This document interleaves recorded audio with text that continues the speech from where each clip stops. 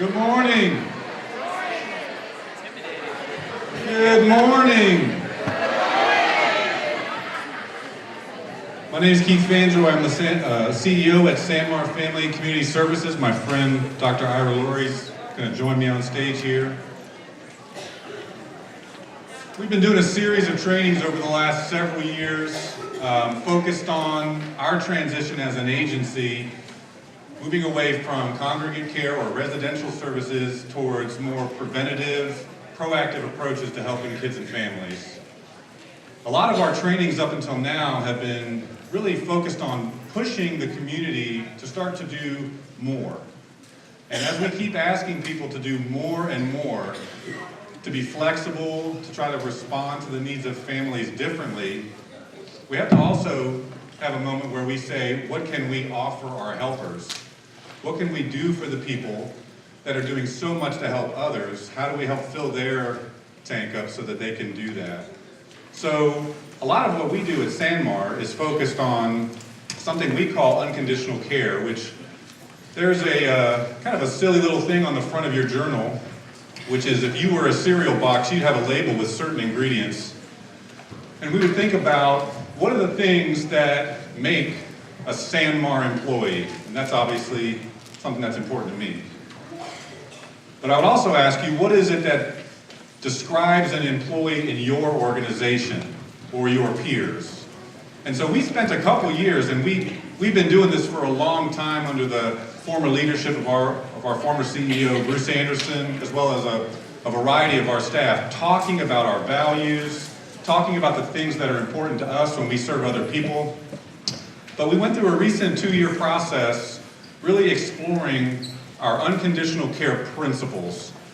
And we came down after having a list of 20 to 25 things to these 5 things that were important to us. They may not be your priorities in your organization, but we said when we serve other people or when someone interacts with a Sanmar employee, we want them to know it just by looking at them, by what they do, by how they act.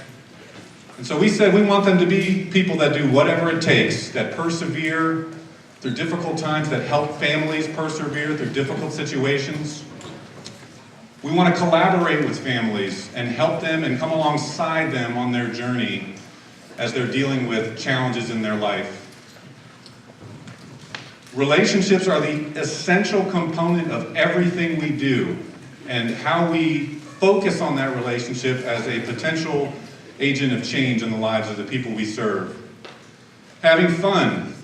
We don't always hear this when you're a supervisor or somebody running an organization or maybe delivering services, that we need to set aside some time to goof off for a while. You guys ever hear that at work? Like, can you just take 2 hours and goof off? So what we've really tried to do is make the time to enjoy each other's company, to celebrate accomplishments and activities that are happening, because those are the times where we get recharged and ready to go out and do very challenging work. And finally, everyone has strengths. A lot of the times we're coming into lots of situations where there are challenges. And if all we focus on are the things that are not going well, and don't take the time to think about the things that are going well, then we're going to start to develop that lens also. Just a couple other important points when you're thinking about your own organization and what's important as you deliver your services. Each of those words has probably 10 to 20 sentences in-house for us that when you see someone doing whatever it takes, this is what it looks like. It's not prescriptive. It's not something that I can give you a 3-ring binder and say, do step 1, 2, and 3. It's repetition, right? It's something over time that if you're doing it over and over again, the consumer, the client, the family, your peers are all going to see it. I always ask myself this question when we're serving others. What if this was my kid? What if this was my family that I was serving? Would I do this differently? Would I approach this situation in a different way? The biggest challenge with what if it was my kid is, or my family is, if I got 10 kids I'm serving, or 20 families I'm serving, I can't do all that. Because I would go above and beyond, but I can't do all that, but I need to work together with my peers to make that happen. So I want to bring Ira over. Dr. Ira Laurie, you can give him an applause. He'll take it.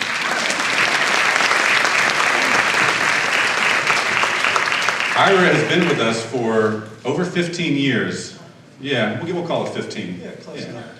And was our psychiatrist as we operated all of our residential programs, and is now our medical director for our outpatient mental health clinic.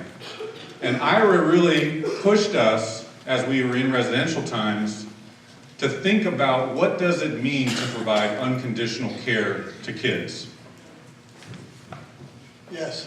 You did. You have any comments on that, Ira? I do. I have a few comments. I'm going to go stand over here while you talk. I have a few comments. Yeah, I worked for the federal government for 20 years doing child mental health policy. And one of the things that we discovered was that there were lots of kids who were out of home in placements, some of them out of their state, and they were getting kind of care that was kind of piecemeal. And they bounced from one organization to another, one program to another, and it was a big problem. In 1977, tells you how old I am, I found out about a program in Chicago called Kaleidoscope. It was run by a wonderful gentleman named Carl Dennis. And they set up this program where they were taking kids from out of state into Chicago, back into Chicago, on a program where they called it unconditional care. And what did they mean by that?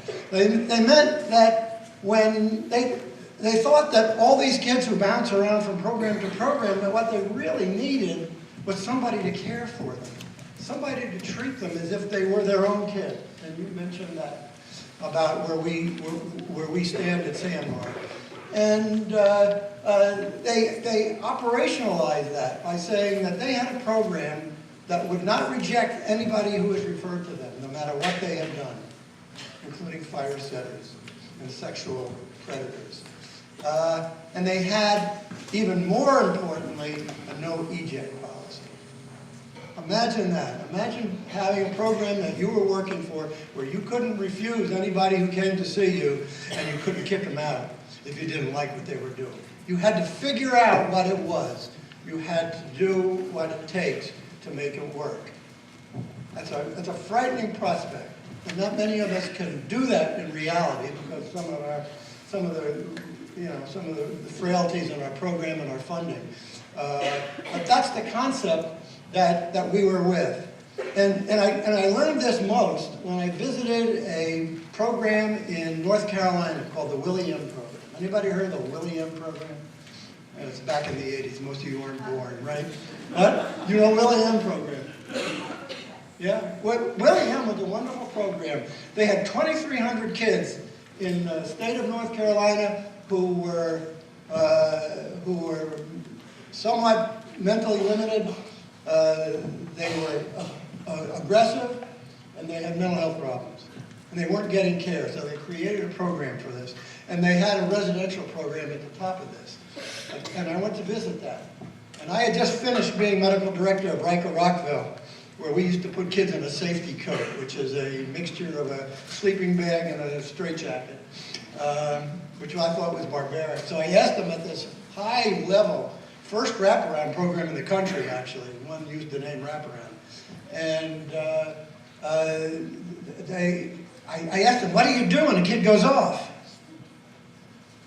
And I've asked audiences all over the world what they thought the answer was, and no one's gotten it right.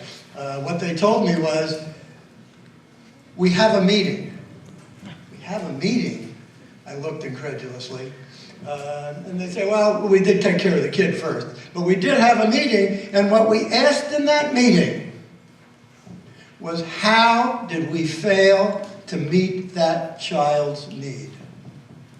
Remember that. If you remember anything from today, how did we fail? We don't blame the child. We don't blame the family. If we can't serve the people who come to us, it's our fault. And we need to find ways to do that. And that is what we've decided we need to do at Sandmar, because we serve a population that really needs to be enfolded and taken care of as if they were our own children. Thanks so much, Ira. Appreciate it.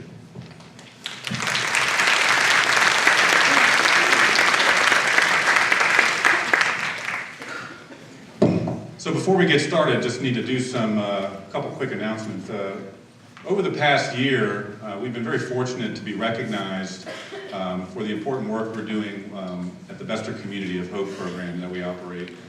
And this was in January. A team from Hagerstown went to Seattle, Washington. Our director, Jen Yonker, members of the foundation, as well as Mike Piercy from Social Services. Have some social services friends here today. William Young, Fletcher Foundation, he's here today. And they recognize the Community of Hope work for being proactive, doing this effort in advance, and doing whatever it takes for families, regardless of the difficulties of funding or being flexible and going into the home and all of the challenges that come with that. And we were also recently recognized for receiving this award at the Maryland Senate. So wonderful, wonderful time for Bester Community of Hope and the work we're doing. Part of this program that we went to was each of our core or active partners received an award. However, there was one partner that was not able to be there that day in Seattle. If Miss Mary Perkins and Major Warren could come up to the stage briefly. Where are you hiding? Hope you're in the room. Are you here? Yes. Come on down. And Betty, are you here too? Betty, you come on down too. Come on, you're part of the crew. And if you got any other free clinic people, they can come too. I'm staying. He's not going. So you guys deserve your moment in the sun.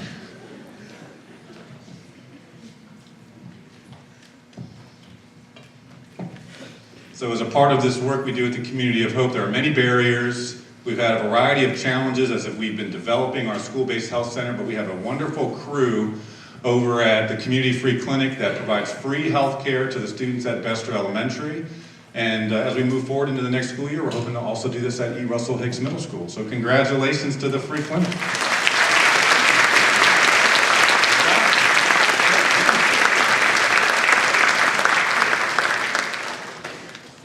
Yeah, we thought about you while we were enjoying coffee in Seattle. So. All right, a couple other really important things. SanMar is much more than our Community of Hope work. Our longest standing program is our treatment foster care program. We license and train families throughout the region, and we place kids in caring and supportive homes and provide supervision and care through our wonderful case manager team that's here today. We also, in the past 2.5 years, opened the Jackie Barr Center for Wellbeing, which is our outpatient mental health clinic, and it provides services to the community. It meets mental health needs for children and families as well as adults.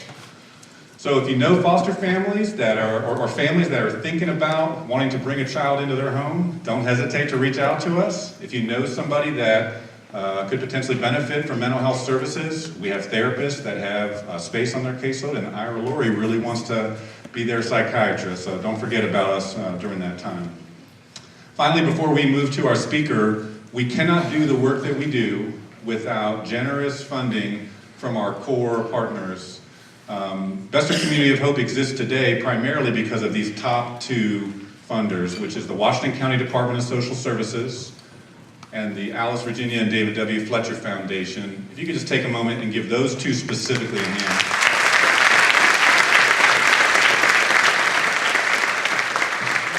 Casey Family Programs has also been a thought partner and provided technical assistance to us throughout the development of this work. And as we move into today, the goal for today's training, when we really thought about, we continue to try to innovate and be creative, but if we're going to push people to think differently, we got to take care of them first. And that's what we hope to do today. So to introduce our first speaker today, I'd like to welcome David Washington.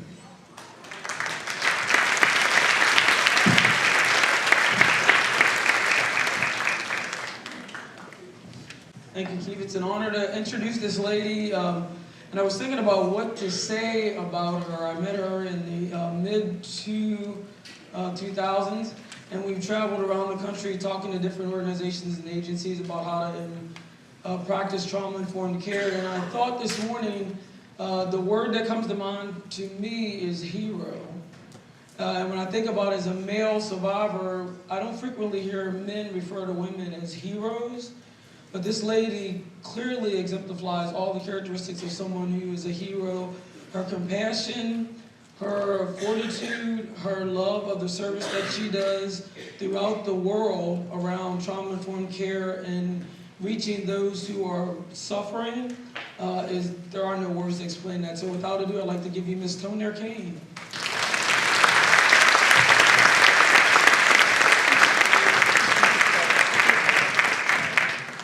Good morning. Thank you. I am pleased to be here. It's always good when I can come somewhere where I can jump in my car instead of jumping on a flight, especially since they're having all these issues with flights, right? So it's always good that I'm able to get in the car. So yesterday, they decided that they would provide me a room. Now, I don't know if they were providing me a room because they wanted me to rest the night before, or they just want to make sure I get here, okay? So I drove yesterday, and I was like, the only thing I had in my mind the whole time was, Hagerstown has an outlet. So that was my motivation to get here the night before, okay? No, really, seriously, I keep it real. So I'm in the car, I'm in the car, and I'm thinking, outlet. So I get there, and I'm driving up, and I see the exit for the outlet. Success. So I go there, oh my goodness, they have a Longhorn? Okay. I can shop and eat, my two favorite things.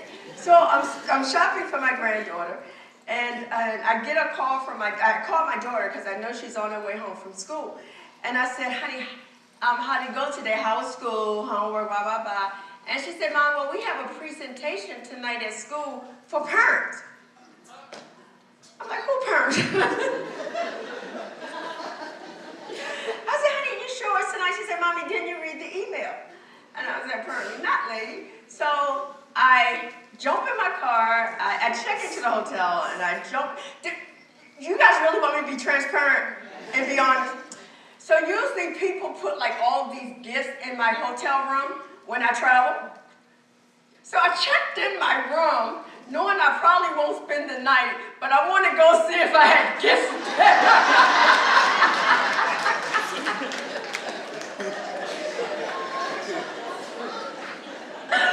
No, really, seriously. Unfortunately, I did not. So I check in, I run in there, and I check in the room, I'm looking around for the big basket that's usually there. There's no big basket. So I said, okay, they must be on the tight budget. So I leave my house, I drive to Annapolis, I go to my daughter goes to a private school there, the Key School. And I go down there and I go to the performance, and then I wake up 4 o'clock this morning so I can be able to get dressed and get up here. So, needless to say, I didn't get to shop in the outlet. I had to take the salad home from Longhorn, and we all know how salad travels, right? And there was no basket in my hotel room. But I'm here, okay? But, so, you know, they didn't ask me to come here to tell you about my professional life mostly. Mostly people ask me to come to get those that providing services, get you guys motivated, get that pilot lit under you again. You know, I grew up in a project. Well, excuse me, the political correct term today is urban communities. So I grew up in a project, and we used to have this stove where every once in a while, my mother had to take the newspaper and do like this and light it and open up the little metal bin and go under there hoping she don't blow us up. The part I didn't get is why she always asked me to come and help her. You know, if you're gonna blow up, lady, can I just stay in the back and you just blow up out, you know, somebody gotta be here with the kids. You know, so, but she always had to do that. Every once in a while, that pilot will go out. So that's why I'm here today, to help light that pilot, to help get you guys fired up, and get you excited about the work you do. I don't know why you signed up to do what you do. I wouldn't. I'm being real. I'm serious. I would not sign up to work with somebody like me. No, I'm telling you. But I hear that most of you have to go through years of school, right, to become the professionals you are. And so you got to go all these years of school. You graduate high school, you go off to college. I hear the rumors about college, people on their deathbed, instead of asking God for forgiveness, they want forgiveness of their student loans, right? So you got to pay for college, you got to do all these things to get the degree to become the person you are today, right? And how exciting it was when you got that phone call after interviewing for your position. You got that phone call and it's like, you are the best candidate. You got the job. And you get excited, right? Especially the women, you want to get your hair done, your nails done. You go buy a whole new outfit. You lay it out the night before, make sure it's nice and pressed.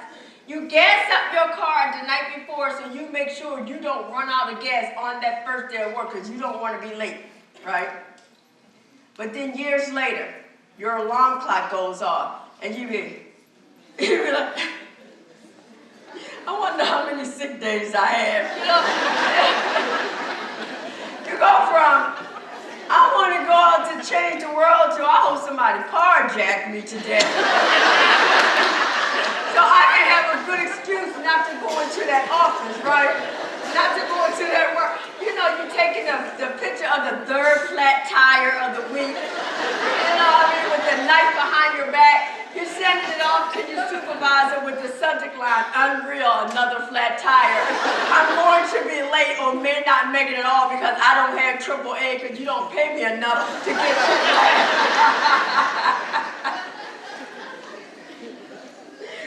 And then when you go to work, they tell you you must be professional, right? They tell you you must leave your personal life outside the door. That's not even humanly possible. It's not. And then you got to deal with that coworker. You know the coworker. Y'all know the one that you still trying to figure out how in the world did they get this job? Who do they know? And then some of y'all like, who did they do? So you go through all that. I don't know why you signed up to do what you do because I know a lot of you are not making a lot of money in this. I know it's not a lot of Ferraris outside. Nobody's getting rich off of these positions. So I don't know why you signed up, but I can say this from the bottom of my heart. Thank you. Thank you. Because the fact is this, if we could have done it without you, we would have. So thank you for whatever reason that keep you waking, get you up, and keep you moving and get you into that office to work with people like me. All I can say is God bless you and thank you. Now my presentation is based on my own life experience. It's based on a film about my life. How many of you seen my film? Really? I mean, I'm a Marylander and everybody hadn't seen the film, really? How many of you seen Avengers? How many of you seen Black Panther? No. Ron County, no, I'm joking. Oh,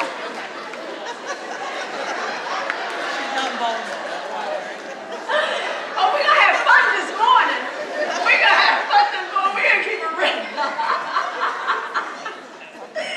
So this is based on the book about my life, the film, and the stories that I created to make the point that I'm trying to make. I'm not here to give you a whole bunch of excuses why I made the bad decision I made as an adult. I'm not. What I'm here to do is try to get you to understand what motivated those bad decisions. So I'm going to take you back to my childhood and bring you up to where I'm at today and what it took for me to become the healed, successful person I am today. At age 9, I had created a belief system that I am nothing, I never amount to anything, and this is just how it's going to be for me. See, I knew that some people live in these wonderful houses on the hill and have these families that hug them, love them, and protect them, and some have just lived in an alcoholic, abusive household like mine, and that's where you stay. At age 9, I had about 7.5 brothers and sisters. I always say half because my mother was always pregnant. I never really knew where babies came from. I just knew she kept bringing them home. She would be like, I'm taking the trash out. And then 2 days later, she would come back with a baby in her arms. Don't know what's going on at that dumpster, lady. But you might want to stay away from that for a couple of years. So whatever her issues were, that would not allow her to be nurturing and loving and protected as mothers should be. It kind of led me to be the parent to parental guidance in the household, to take care of and protect my sisters the best way I could. You know, I didn't always protect them, but I tried. Molestation and my sexual assault started very early on in my life. And I never really understood how a grown man whose body was so big that it actually covered my child's body would find any pleasure out of hurting me.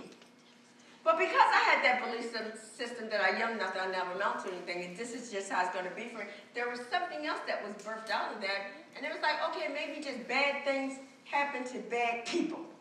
And if this very, very bad thing is happening to me, that must mean I'm a very, very bad child. So I wasn't going to tell anybody, and I kept in a very dark, deep place inside of me and wouldn't tell anybody. Unable to go to school a lot because I had to stay home and take care of my sisters and brothers when my mother didn't return home at night at time.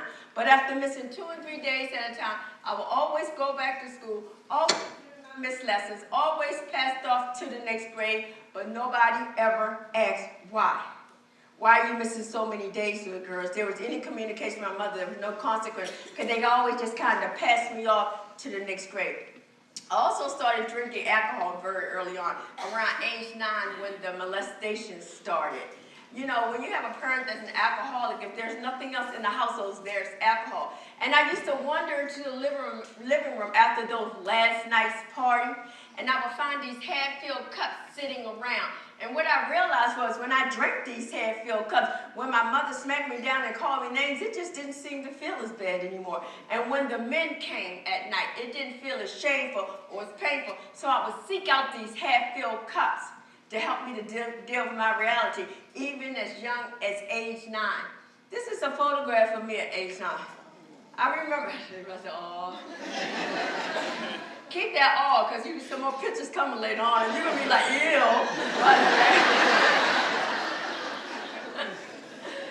I remember getting ready for this photograph. I remember washing out this red and white connected polyester shirt with a bar of Irish soap, trying to get it clean, after picking it up off of a pile of dirty clothes that we also use for toilet paper at times. I remember washing that. And I remember getting a straight part to make these 2 perfect ponytails for, we call it free picture day, because the next day was free picture day, because you know a time back, you could actually go to school and take your pictures, and they would actually send the whole packet of pictures home in hopes that somebody's going to pay. Well, my mother one of the people that messed that up for us, because today when my daughter get her picture taken, they want their money before or on the day, or your child like, it's just simple as that. But back then there was a little trust there. So I was trying to get these straight ponytails for this perfect picture day. And brushing my teeth. I brushed my teeth a lot, not because my mother told me brush in the morning, after every meal at night, or because she would take us to the dentist regularly. She's never taken us to the dentist. I brushed my teeth a lot because in my mind, I kept thinking, if only I could brush away the smell of the men. When he used to force himself in my mouth, around my face. If only I could brush the smell. See, the smell never, ever seemed to go away. No matter how much I washed my face, no matter how much I brushed my teeth, the smell was always seemed to be there. So I would brush and brush and brush. But I didn't know how to take care of myself otherwise. So my nickname in elementary school was Pissy Mean, because I always smelled like urine. Well, I had a whole bunch of babies that slept on top of me, and somebody always peed on me.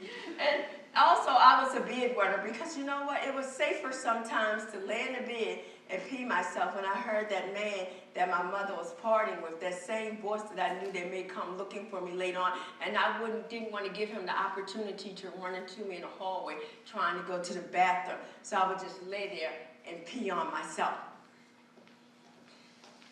At age 11, there was a complaint against my mother to the Department of Social Service. And the complaint was something along these lines. We were never allowed to come outside and play. We were always filthy. We missed a lot of days out of school. She was getting evicted all the time. So the Department of Social Service sent out a social worker to follow up on the complaint. And she came in and she seen the filthy conditions we were living in, and she immediately removed us from the household. And as you good folks know, there's not one family sitting around waiting to foster so many kids together, right? So we were separated, and I was devastated. You see, the Child Protective Service Department was created to design to help the child, protect the child physically.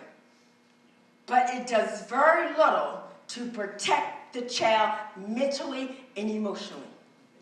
When this lady pulled up, this total stranger, and she told me I had to come with her, she put me in a little white car, and the only thing she could seem to tell an 11-year-old girl was, don't cry, it's going to be okay, don't cry. What's going to be okay? What are you talking about? What's going on? I don't know why it was so difficult for her to say, I know that you're scared. I would be too. I know that you're confused. I would be too. I'm taking you to a family that you probably never met before. This family we believe, is the best family to take care of you while we try to get your mother some help and do our very best to bring you back together as a family. I know that you're going to miss your sister and brother. I can try to get them on the phone for you. That's it. But instead, she said, don't cry. It's going to be okay, and usher me into this stranger's home. And for me, the unfamiliar was so much more scarier than the familiar. See, in my familiar world, I knew how to protect myself. I knew how to try to protect myself. See, when I heard that man's voice that I knew would come looking for me, I knew how to put the dresser against the door and buckle down and get around my brothers and sisters and grab them up in my arms as best I could. I knew how to do that. But you put me in a situation where I know nothing and I have no defenses. And I'm scared and I'm terrified. And the next day they sent me to school like nothing ever happened. And they start to get reports like this. She's unable to focus. She doesn't keep up well. We think she just may have some learning disability. No, you just turned the only world I had upside down. And I don't know anything, and I'm terrified. We must do a better job when we're separating kids from their family. If we're going to work hard to protect them physically, we must match that with protecting them emotionally and mentally. Fortunately, I was in foster care for a short period of time, and we went to court, and different family members came and chose each and every one of us and took us off to their family homes. My older cousin chose me, and for the first time in my life, I felt a little safe because nobody was touching me and nobody was teasing me. She fed me every day. She showed me how to wash myself and clean myself. And for the first time in my life, I felt like there was hope, and I was living with more hope than fear for the first time in my life. So much that I even joined the drama club. I promise you, there's more black people in Annapolis.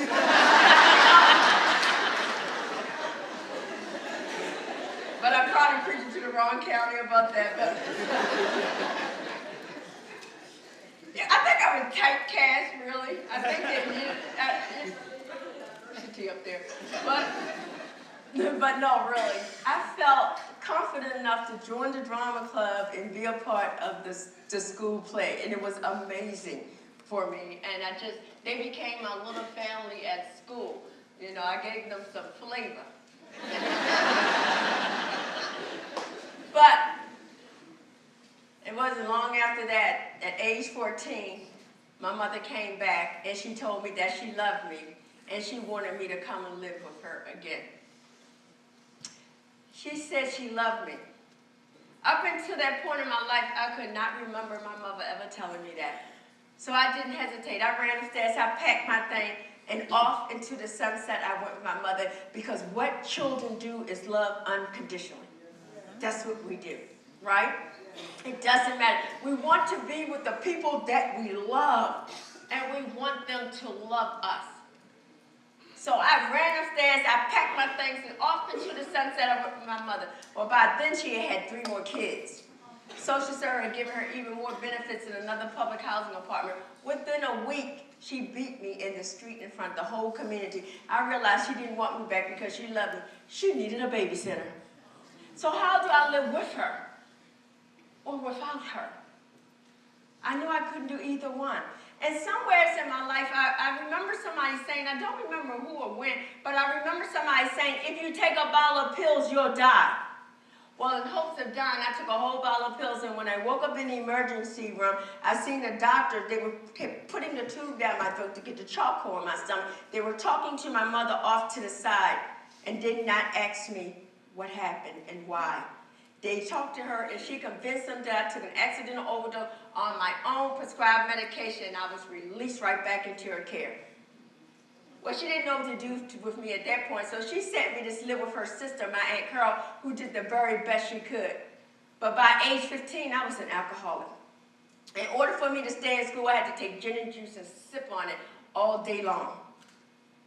And it also still gave my mother some control over my life. So when this man that was 8 years older than me, he was well into his 20s, and I was still a young teenager, he thought I was cute and wouldn't mind making me his wife. And he befriended my mother by giving her all the alcohol she could possibly drink. So when it came time for her to sign the marriage license on my behalf, she signed it. I couldn't sign it. I was a minor. She signed it. I married him. I moved into his house. She moved in with my 3 little sisters because she had been evicted again and didn't have no place to live. Okay. Made my mother be proud of me. I'm older now and I can deal with the abuse if she brings it. But maybe this older man can protect me from all the other bad men of the world. But this knight in shining armor, there were times when I would see the headlights from this pickup truck shining through the living room window. I was often frozen in fear because I didn't know if this was going to be the night that he decided to come and take his finger and swipe it across the furniture, because what I knew was this: if there was dust on his finger, he was going to stomp me down until he seen blood, because what he needed to know was, what was I doing all day long that I could not dust his house? So there was many beatings in that regard. So when someone came to me around age 19, and say, try this, it was crack cocaine. It was the answer to all of my problems. See, I could just use this drug and numb out anything that I ever remember happening to me. See, remember that smell that I couldn't get rid of? When I did this drug, that smell went away. But over time, there was a movie that had developed in my mind. You know the movie of the big man that covered a child's body, and while he was hurting me, he would stick his elbow in my mouth so I wouldn't scream. So that movie that played over and over, when I did this drug, the movie stopped. Because I knew this: if I didn't find something to help me to deal with it, I was going to blow my brains out. But unfortunately, in order to obtain this drug that helped me to deal with my reality, I had to do some things. So I stand before you this morning with a total of 83 arrests and 66 convictions. They told me I was going to spend the rest of my life going in and out of prison, or I was going to die in the streets. When I would go to the facility, they said, see you when you come back, Kane. Because I always came back. They said, welcome home. You want your old room? You want your rubber cell?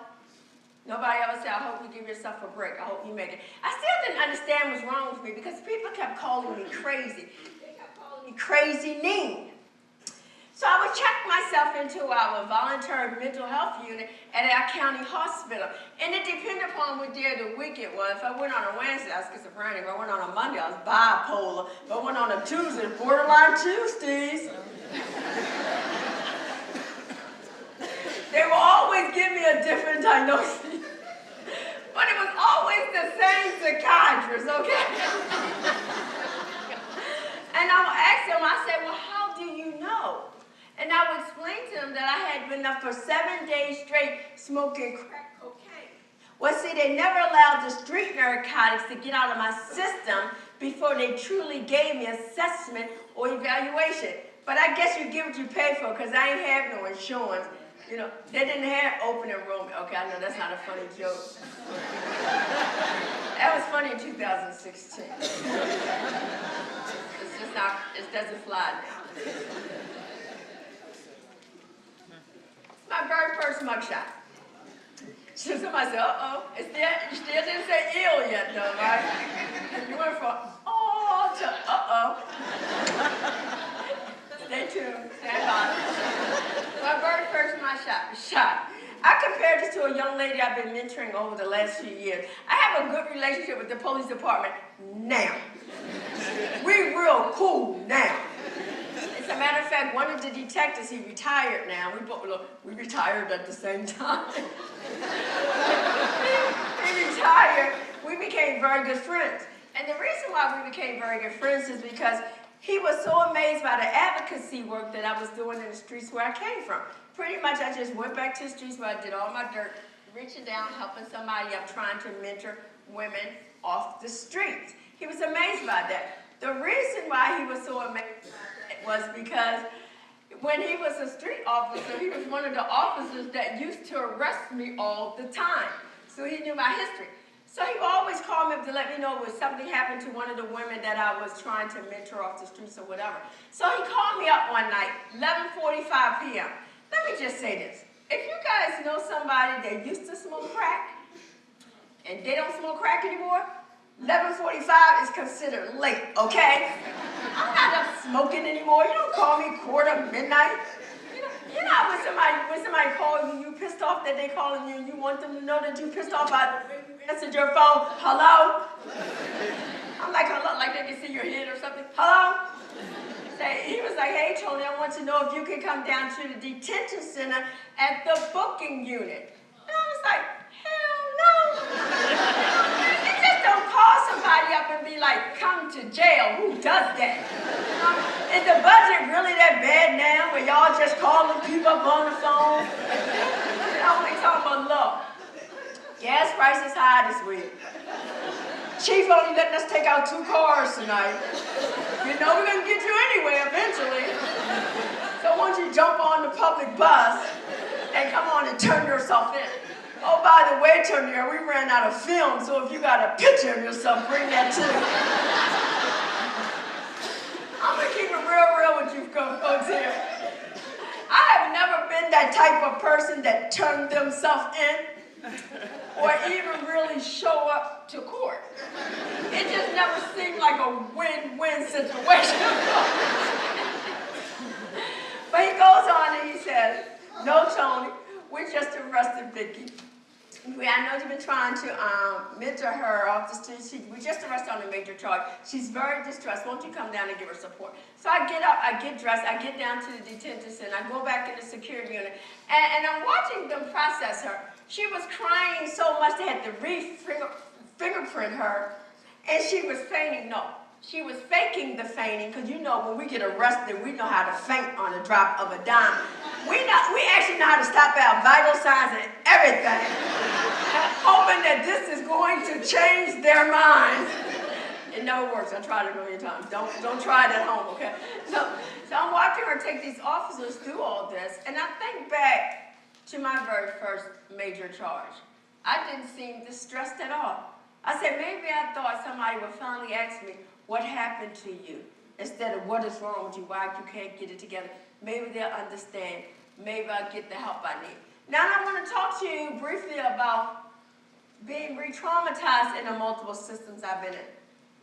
Up until this point in my life, I had already experienced multiple levels of trauma. I just want to talk to you a little bit about how easy it is to re-trauma somebody in their systems of care. But I do want to say this first. This is my own personal story. This is not a personal attack for any of you guys in your profession, okay? Okay? Good? Wait a minute. Unless you was a provider 15 years ago in Anne Arundel County, we just may have some issues. Anybody with providing services? Besides David on down there? All right. I'm from Annapolis, Maryland. I always lived in Annapolis. Yes, Annapolis had projects.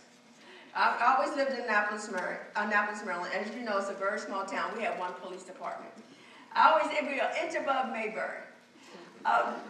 So the officers that arrested me all the time knew everything about me. It was the same officers all the time. So I had made a deal with these 2 guys once, and the deal was this. If you give me this certain amount of cocaine, crack cocaine, I'll perform these sexual acts for you. So when we finally walked around the abandoned building where we were supposed to play all this out, they cornered me and said, you're going to do this, this, and this, and we're not going to give you anything. So after they made me do everything they said I could do, they beat me, they stomped me, they spit on me, and they left me there. So when I was finally able to get up and come from around the building, I seen a police officer just standing against his cruiser, you know, just checking out the area. And when he seen me, and I was beat up very badly, I was bloody, I was beat up very, when he seen me, he said, well, Miss Kane, we've been looking for you. Because I had a failure to appear warrant for something. And I'm walking over to him as best I can, and I turned slightly to point out the two guys that just did this to me. He grabbed my arm, threw it around my back, threw me against the police cruiser, and it broke my nose over top of everything else because he thought I was resisting arrest. I said people really couldn't get past the way that I looked, or the way that I smelled, or what they believed. Not only just a police officer, but community members and family members. All they know is she's a homeless crackhead prostitute. That's all. However, I was a 30-day repeat offender. Every 30 days, I would either go in a correction, mental health, or substance abuse program. Just one particular time, I went into the detention center. I informed them that I was pregnant. They said, yeah, I came, whatever. They put me in a holding cell. When the nurse came down to do the medical intake, she took my urine sample, took the two ladies in the holding cell with me. I don't know why she did, but she did. A day or so later, she came back and told me I was not pregnant, but I had a urinary tract infection. I said, Miss, I know I'm pregnant. She said, we know what we're doing.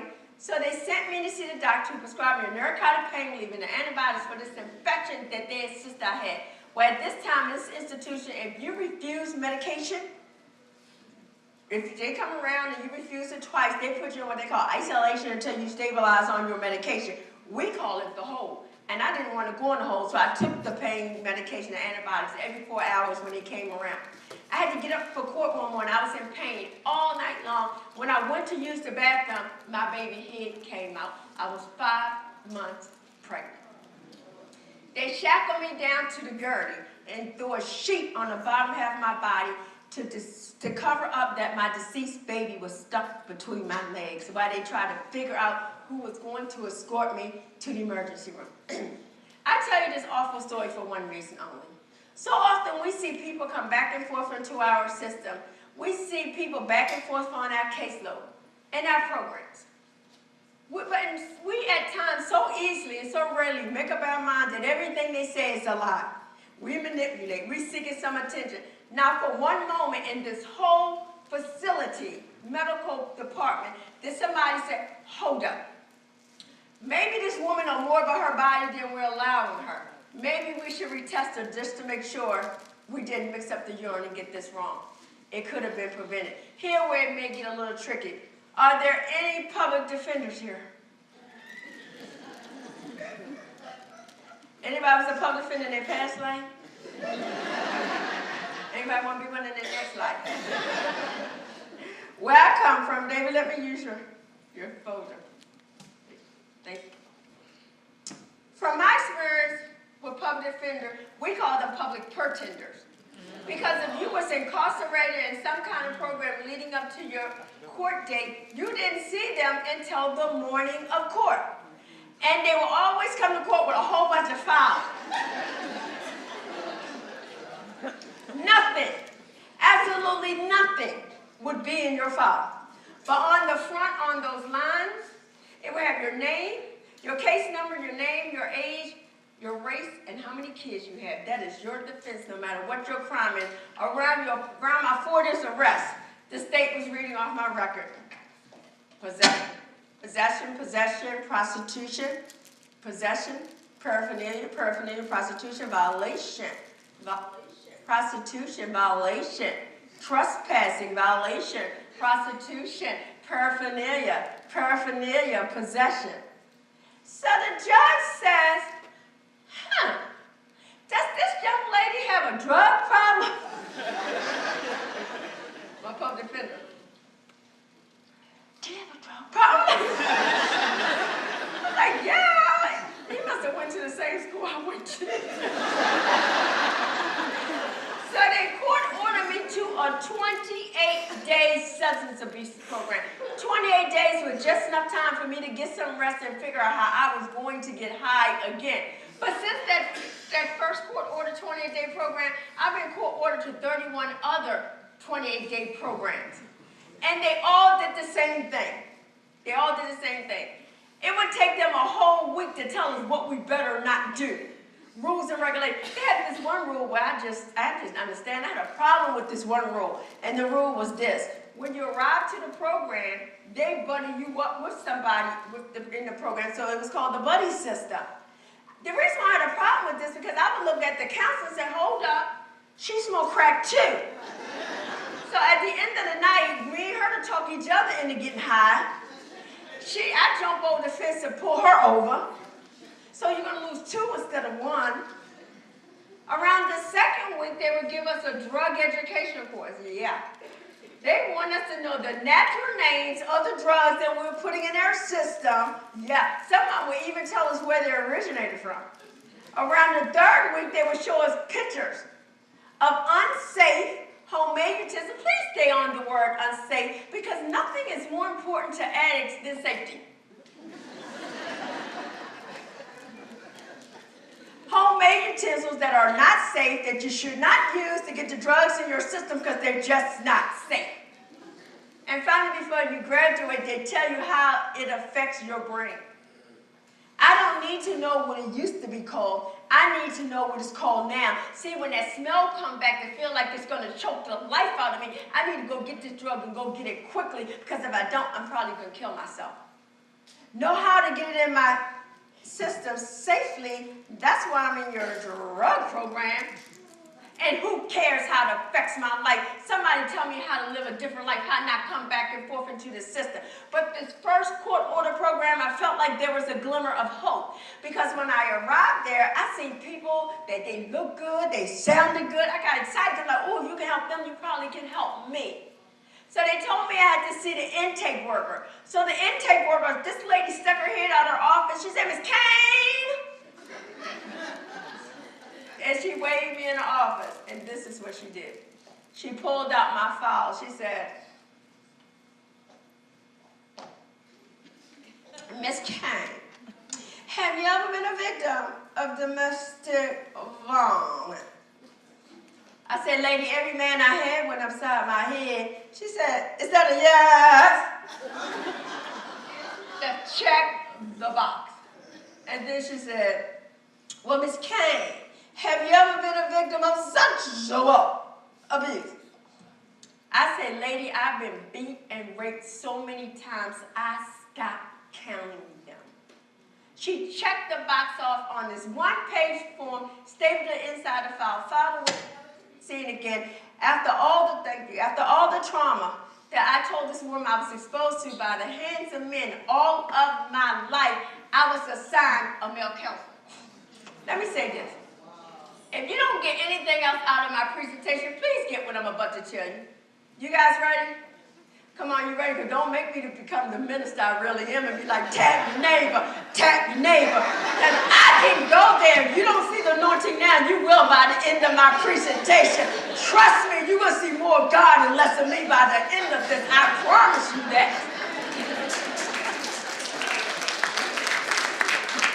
When we come into your programs, when we come into your facility, when we land on your caseload, guess what? We come with the hopes that you know what you're doing. Half of us don't have the willingness or the desire to wake up morning after morning. So when we hobble through those doors, broken in spirit and mind and body, we expect you to know what you're doing. So if you tell me that this man is the best thing for me, who am I to argue? You're the experts. So I was compliant in this program. Wherever my buddy went, I went to. I graduated this program. The first time I ever graduated anything in my life, and I felt proud. I did. And even though they deposited me right back into my old drug-infested neighborhood, I still stayed clean that first week. I couldn't believe it. I couldn't wait to get back to aftercare that Sunday. And they kept saying, keep coming back. Don't stop before the miracle. And it felt good. It did. I went back home. Stayed clean another week. I was able to get to aftercare, but I couldn't get a ride from aftercare. My drug counselor, who I was assigned to, in this program I was court ordered in, He offered me a ride home, but he made a pit stop to pull me out of his car, push me down, and he raped me from behind. And when he pulled me up by my hair, he says, no sense telling anybody, just a crackhead, just a prostitute, you nothing, he threw me to the ground. I'm not making excuses for this man because since I've been in my healing process, he has been held accountable for his actions. What I'm saying is maybe, when we start to understand the prevalence of trauma, up to 92% of incarcerated girls has been exposed to emotional, physical, sexual abuse. Given my answer to that one-page form, just maybe, a male counselor wasn't the best thing for me after all. It could have been prevented. I was the angry, out-of-control inmate insured with more medicine mental patient. That was me. I can tell you one of the worst things you can do to somebody that's a victim of neglect and abandonment is put them in a room, shut the door, and walk away. See, my issue with my mother was always triggered, and nobody is helping me to identify, address, or treat my trauma. So I do the only thing that Tonia Kane knows to do, and what Tonia Kane knows to do is to tap into my survival mode, and my survival mode has always told me to fight, because I didn't know there was any other way. So when someone came with that tray of food, that tray of medication, I would smack it out of my face. And now they're on a walkie-talkie calling the code. People are running towards me, usually men, to restrain me, to hold me down. Do you truly understand what I'm saying? They were restraining a rape victim, somebody that has been held down and raped multiple times, causing more traumas, layers and layers and layers of it, taking me even further away from the possibility of healing or recovery. Not intentionally, I know, but because we don't understand the impact of trauma, we sometimes, most times, cause more harm. Always over-medicated. And truthfully, I'm going to keep it real. I actually appreciated the free high. I did. I wasn't one of them people like, I don't want your medicine. I'm like, where the nurse? She's late. She's late. But unfortunately for me, for bipolar disorder, they would give me Thorazine, Ativan, and lithium at the same time. Somebody please help me hold my head up so I can like the drool out the corner of my mouth. Again, making it impossible for me to heal. As a result of rapes or prostitution, I was conceiving my children. I never knew my children's father was my rapist or my trick. And rightfully so, they were removed from my care. Rightfully so. But they were my children, and I still tried to have some kind of relationship with them. I went to the Department of Social Services who they had taken 2 kids at the same time. And I said, can I see my kids? And she was like, no, Miss Kane. She said, you have lost parental rights. We had petitioned for adoption and we found a family. I said, can I just see them one last time? She said, you know what, I'll let you see your kids one last time. She told me when to come back. And that I decided that morning that I would not stand in front of the liquor store like I usually do at 6 o'clock in the morning to try to beg for change so I can get a pint of wine, because I was a wino at that point. I decided not to do that because I didn't want to smell like alcohol. And I snuck into the gas station bathroom. I put the soap in my mouth and I tried to wash underneath my arms the best I could so I wouldn't smell bad, because in my mind I was thinking, if only I could put their heartbeat against mine, they could somehow feel my love. That's under all the stuff. If only I get the opportunity to put their heartbeat against mine and whisper in their little ears, I'm sorry. I'm so sorry. If only I had the opportunity. So I arrived there, and she put me in a room, and the light came on the other side of a one-way mirror. She allowed me to watch my children with their new mother, but they couldn't see me. So I did not have the opportunity to put their heartbeat against mine. I did not have the opportunity to whisper, I'm so sorry. Please forgive me. And when I left there, she gave me this picture. She said, this is the last piece of communication you'll get from us. This is a closed adoption. From there, I went 19 years, okay, and still, no. We're not ill yet, wait a minute, we keep standing by. For 19 years, I lived in the streets, eating out of a trash can, prostituting, being told and treated by the systems of care that there was just no hope for Tonia Kane. for almost 20 years underneath the bridge, 20 years of not being able to get services to help me. I put this one in for 2 reasons. Yeah, there it is. For 19 years living on the street as a crack addict, I had really nice teeth, right? Wherever I went, I still had to have that toothbrush. When we was getting the footage for the film about my life and they went underneath the bridge, my toothpaste and toothbrush was still up there. I always had to brush my teeth no matter what. When I get pat down by a police officer, they'd be like, is that a weapon? I was like, no, sir, that's my toothbrush. They were always getting kicked that I carried around a toothbrush. I always still tried to get that smell away. And it's out of all of my mugshots, it's the only one that I was distressed. 15 years ago, I'm in prison again. And I'm pregnant again. And I'm terrified I'm about to lose another baby, and I just don't know what to do. Something dropped in my spirit, and it was like, if all else failed, why not look up to God? And I laid on that concrete floor in my prison cell. I don't call it a prayer, but it was an eerie cry of desperation to God. I said, God, I don't even know if you listen to people like me, but if you do, please help me. Please don't let them take this child. And not long after that eerie cry of desperation to God, I found out about a program called Tamar's Children. They said it was going to help me with my trauma. Well, I got everything else. I guess they got that too. But although I thought trauma was when you get hit by a car and come back from war. I know I ain't the only person here was thinking like that neither, right? The first time I met Dr. Joan Valise, when she came down, was scouting out pregnant program, and she ran across me and said, what about her? It's the first time somebody ever seen me and looked at me and seen something other than the crackhead prostitute that all people could see from me. So I signed up for this program, and it came back stamped ineligible, because you had to be eligible for parole to go. And I happened to be in prison for violation of parole. They really don't want to have that conversation. But the Tamar team, they came to say hi to me, even though the warden said, no, she's going to stay here and do her time. And they said, you don't have enough time anyway, Janelle. You have to have at least 18 months, no more, to do a year's parole or probation to us. And I said, well, the warden said, no. I said, well, wait a minute, I have to go to court for one more charge. What if I actually go to court and ask the judge for more time? They took that back to the warden, and the warden said, if she actually go into the courtroom and ask the judge for more time, I'm going to find a way personally for her to go to this program. So the night before court, I'm all excited because I can't wait. I want to give me some time. The next one, they said, court ladies, I was already up and dressed. And before they put me on the court van, they handcuffed me to another young lady. And while we was on the van, she had my arms stretched out like this. Because you know, when we go court from prison, we become very religious people. So the whole time she was in prayer mode, the whole van was jumping in gospel. Everybody on the van was singing, Jesus, hallelujah. The same people that cussed me out the night before, but I was like, do you, boo, do you? Everybody had a rosary on.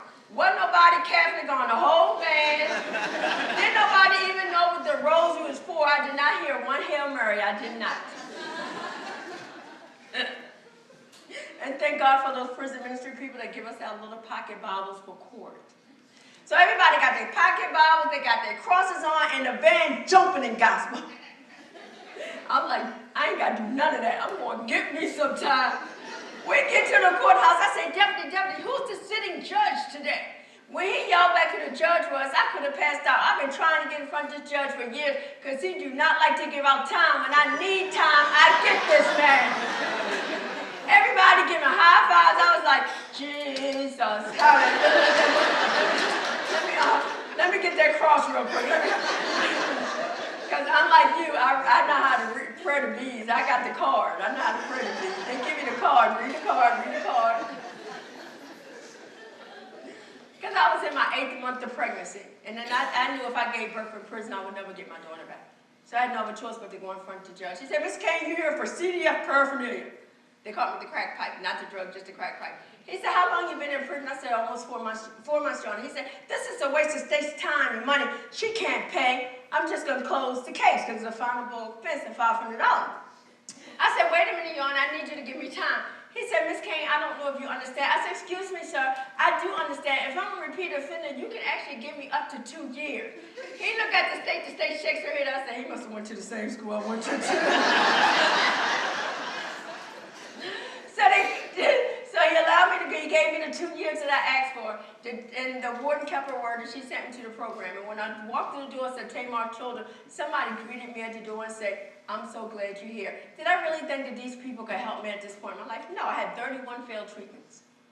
What I was thinking, the only reason I want to go is they said you get to keep your baby with you. And I was thinking, if only I can hold on to this one more than 3 hours, things may be different. So we started to talk about all the trauma that happened in my life, all the sexual abuse, the mental health, everything. The neglect, the abandonment, the mental, the physical abuse. It just went on and on, losing my children. We talked about all these things. I had a very hard time talking about my children because it was still something I woke up every day not knowing where they were. If I passed them in the streets, I wouldn't know it. I said, how do you heal from that? They said, you do. You just don't do it by yourself. So I was able to heal through that process in this trauma-informed program. See, the people always, over the 19 years, like such as yourself, try to give me bits and pieces of information. I seen the poster. Remember that poster, this is your brain on drugs, that commercial? I was a homeless crack addict. When I seen that commercial, I wanted an egg sandwich. Really? And remember how fresh the egg looked and the butter? Really? So the bits and pieces of information I was getting from you guys would only get surfaced. I had so much trauma, so much pain tucked inside. The bits and pieces couldn't penetrate any of that to get it rooted so I can build a foundation so my belief system would change from I am nothing to I am somebody and I can be anything I want in this world. It is when my belief system changed that my thought process changed. And I started to make the best decisions in my life. Then the best decision I ever made in my life was to go through a 1-year course, and guess what? How to be a mother. Yeah. Because if you don't know, you just don't know. My learned experiences from my mother, so I had to learn how to be loving and nurtured to form a secure attachment with my child. Do you know I have never heard those 2 words together until my last pregnancy, secure attachment? And I can tell you, my daughter has a secure attachment. She used to travel with me everywhere as I go, and she only travels with me on breaks now. And she just said, Mommy, just don't forget my special surprise. Yeah, I spend a fortune in guilt gifts, I do. And I remember the moment that I realized that things may have changed for me. I was playing with my daughter one day, and still in the program, and somebody snapped a picture of me playing for my daughter, and they gave it to me, and I seen my daughter smile. And I seen the smile, and I knew that I was heading in the right direction. It's been 15 years since I had the desire to use drugs, alcohol, or even smoke a cigarette. 15 years without no desire. 15 years since somebody treated my trauma. I had not had a need of medication. Now, I'm not saying people don't need medication. Do not go around and say, Tony, say I don't need you to take my psychotropics. No, but for me and a lot of people that experience trauma, all those things they were trying were just symptoms of my trauma, because since my trauma has been properly identified, addressed, and treated, I have not had the desire to use drugs, nor have I even though I do have some girlfriends who are like, girl, you might want to rethink that thing from time to time. You might want to get yourself a little pilly pill every once in a while. But I have not needed medication.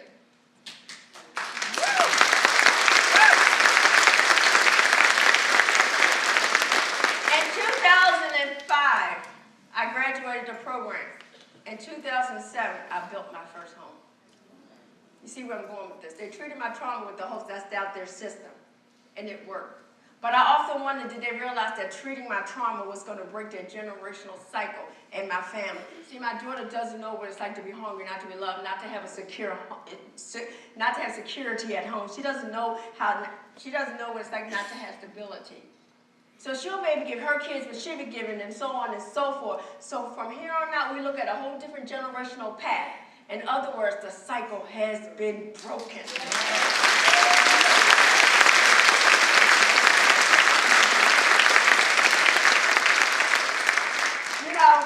I remember when I moved out of the program, I got my little first apartment with my daughter after 19 years of homelessness. 19 years homeless. I didn't know how to pay bills. They told me that I had to pay BGE. I thought it was a drug dealer. I thought it was a drug dealer that, well, apparently, it was Baltimore Gas and Electric Company.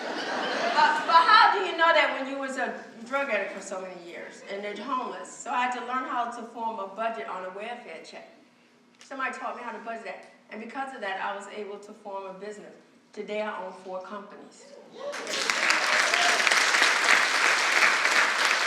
I'm an award-winning filmmaker. I travel the world. I'm known in over 100 countries for my work. I travel the world constantly reminding people, helping people to understand their trauma, how trauma impacts the individual. From jail to Yale, there was me giving a lecture at Yale Law School.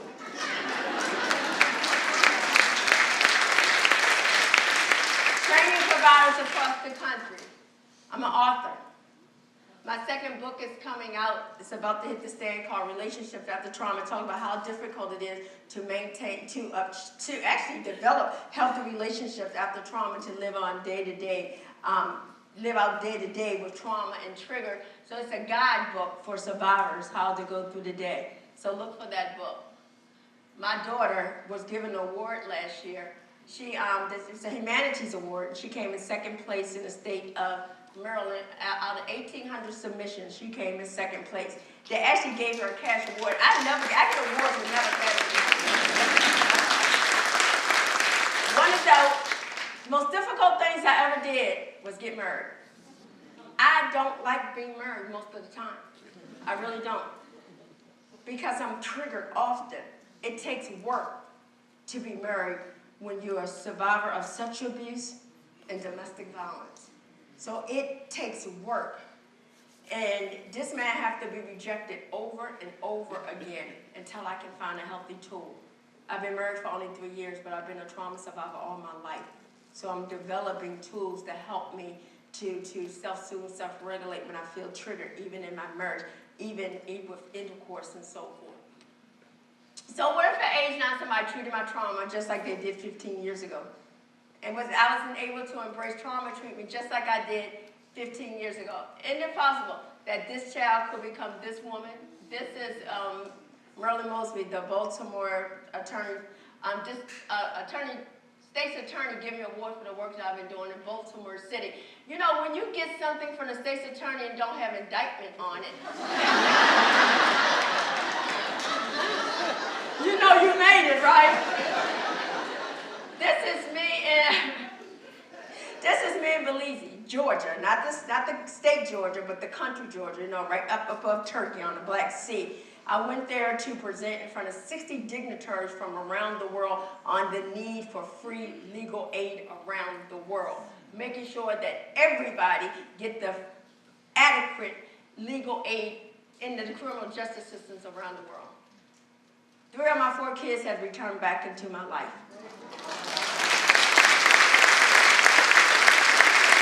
My youngest son gave me away at my wedding. I have one more question to ask you. If this woman,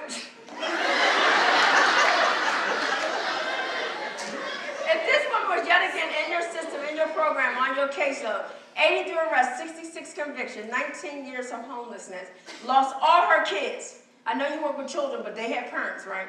And you see them over and over again, no progress, nothing. It just gets worse and worse. My question to you, seriously, would you be able to look at her like this and even imagine me today? Truthfully, do we truly believe in the people that we serve? If you don't believe in them, how can you expect them to? You don't have the right to deem somebody hopeless. Please don't give yourself that. That is not your right. Okay. So would you be able to see that person be this person, Hollywood, very popular, ready to receive the award in Hollywood? One more thing. When I started to feel safe, I started to heal. When I started to heal, I felt empowered. I had an opportunity to finally understand that I had strength instead of people telling me about all my weaknesses. And when I could start to see my progress, I got excited. My pilot was lit, and I was motivated to have a healthy relationship, to be the person I am today. No matter what, always believe where there's breath, there's hope. Thank you.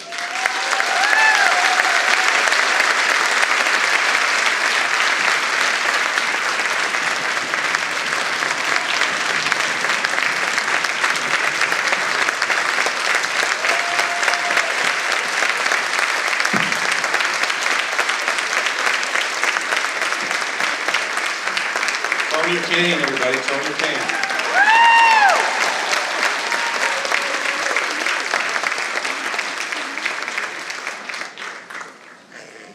Absolutely wonderful talk today. Thank you so much for honoring us with your presence in this event. It means the world to us in this community. Just an absolutely fabulous message for all of us to remember as we're serving other clients. So thank you again. And just give her one more hand. Just a wonderful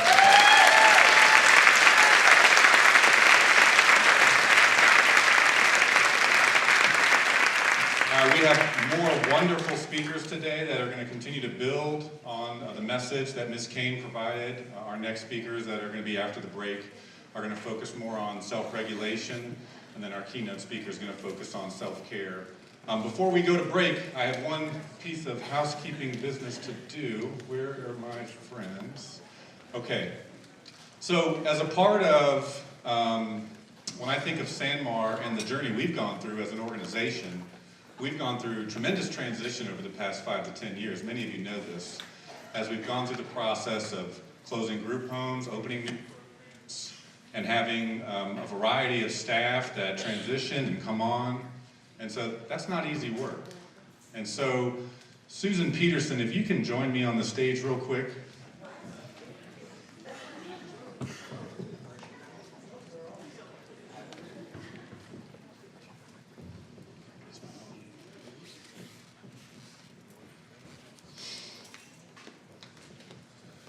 So Susan Peterson, she doesn't know that we're doing this. I'm assuming you guys picked up on that. Susan has been a part of the Sanmar board on and off for about a decade. She was a past board president. She's currently the treasurer on the board. And she has had over, it's safe, it's safe. You can come closer. I'm gonna give you a bubble, don't worry. I won't come too close. But when, the executive team at the Sanmar board talked about recognizing this major transition we've gone through, and someone that has been with us over that time and done whatever it takes, which is one of our unconditional care principles. Persevere through very difficult times. Being a board member means being a volunteer, giving your time when you have other things to do. And I just want to give you this award and recognize you for all the great work you do to do whatever it takes. Thanks, Susan.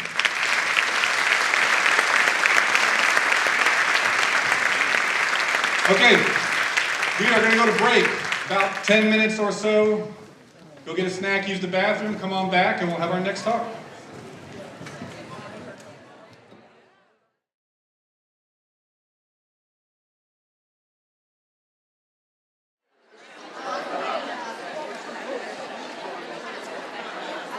All right, we'll go ahead and get started. Good morning. My name is Jen Yunker, and I am the Director of Bester Community of Hope.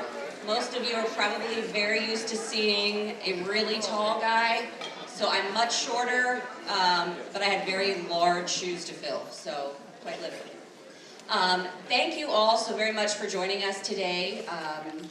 It is our hope that when you leave, that you've experienced a authentic stick of dynamite, right? I know Tonier is gone, but that was absolutely amazing. And so I have the pleasure of introducing our next guests, 3 gentlemen from the Holistic Life Foundation in Baltimore.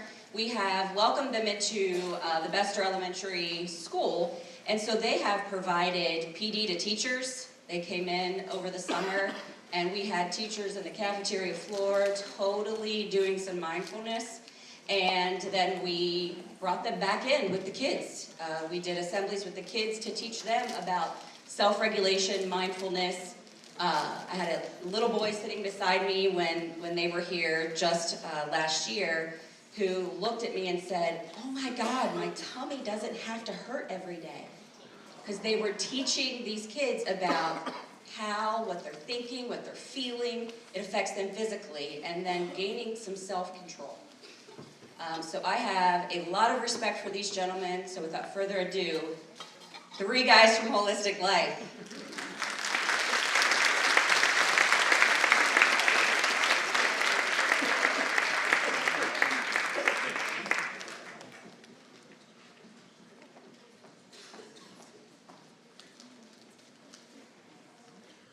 Good morning, everybody. Good morning, how y'all doing? I guess I gotta say good morning too. What's up, y'all? Is it cool if we start off with the practice? Awesome. If everybody could move to the edge of your seats. And if you could grab your right heel and roll your leg behind your head. While the physical practices are very important because we hold trauma in our body and the physical practices help release it, this is not going to be a physical practice. If you all see on the PowerPoint, 7.53 billion, that's how many people are on the planet. And in our human experience, it's really just human nature to kind of love other people before you love yourself and take care of other people before you take care of yourself. And that kind of leads to burnout and a lot of negative emotions. But if you start off with that self-love and make sure that that energy is really high, it's easier to love and serve people going forward. So we're going to do a loving kindness practice, if that's cool. All right, so if y'all could move to the edge of your seats. For real this time, I'm not joking. Grab your right, it's like I'm joking. Sit with your back, neck, and head aligned, have your feet grounded. And I invite you to close your eyes. All the breathing that we're going to be doing is in and out through our nose. When we inhale, we're going to fill our stomach up. When we exhale, we'll squeeze our stomach in. Andy will talk about that a little later. And like I said, this is a loving kindness practice. So, you know, if you all could, we're going to take a couple deep breaths together. So everyone inhale long, slow, and deep through your nose, filling your stomach up with air like it's a balloon. And exhale, push all that air out, push it all out. Inhale deep again with that long, slow, deep breath through your nose, filling your stomach up with air. And exhale, push all that air out, push it all out. Inhale one more time with that long, slow, deep breath, filling your stomach up with air like it's a balloon. And exhale, push all that air out, push it all out. Now you all can just breathe on your own at a nice natural pace. Don't put any effort into it, just make sure you're breathing in and out through your nose. And we're going to start using our imaginations.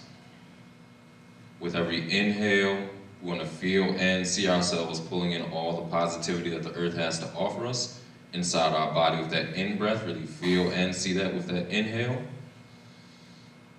And with every exhale, we want to push out any negativity that's within us that we know that's not healthy for us, any stress, any anger, any sicknesses or ailments, any stress, any of those negative emotions, really see it leave your body with that out-breath. So once again, on that in-breath, pulling in all that positive energy from the earth, in with your in-breath, and on that out-breath, pushing out that negativity within. Really feel and see that with your breath.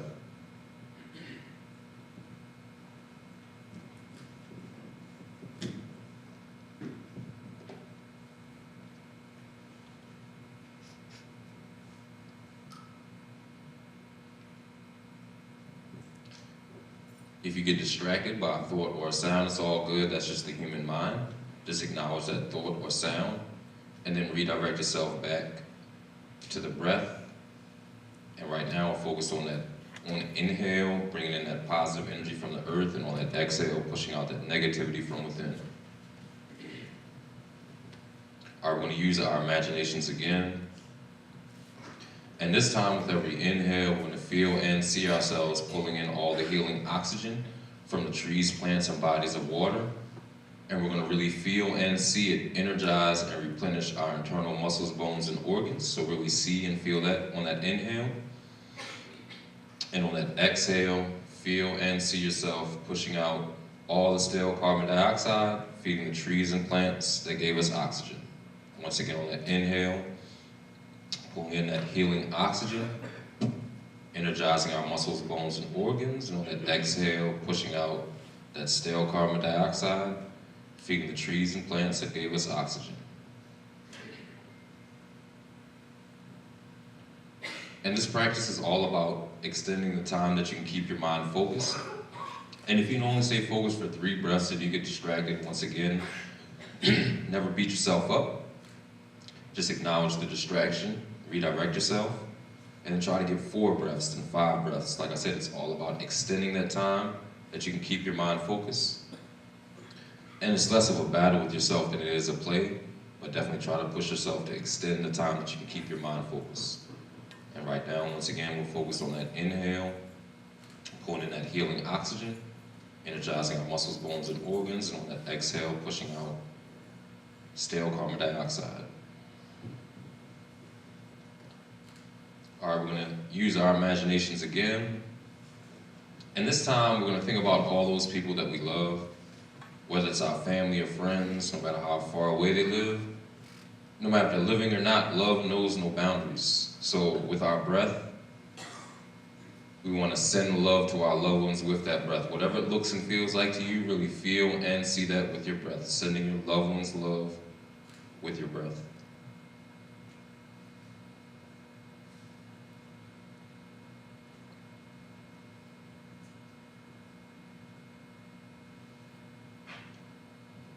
And remember, if distractions arise, just acknowledge the distraction. Whether it's a thought or a sound, then redirect yourself back to the breath and sending love to your loved ones with that breath.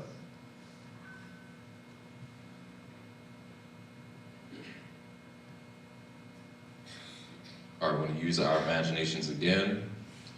And this time, we're going to focus on all those people that stress you out or make you angry, whether it's family or friends, co-workers or clients, classmates, people in your community, politicians, whoever it is. We're going to be the bigger person and send those people love as well. You know, even though they're stressing you out or making you angry, they probably need love more than anyone else. And we all know what goes around comes around, so you never want to project hate, even though hate may be projected against you. Always project love, because that's what we want back. So once again, with our breath, we're going to really focus on sending love to all those people that stress us out or make us angry. We're sending them love with that breath. Once again, whatever it looks and feels like to you, really feel and see that.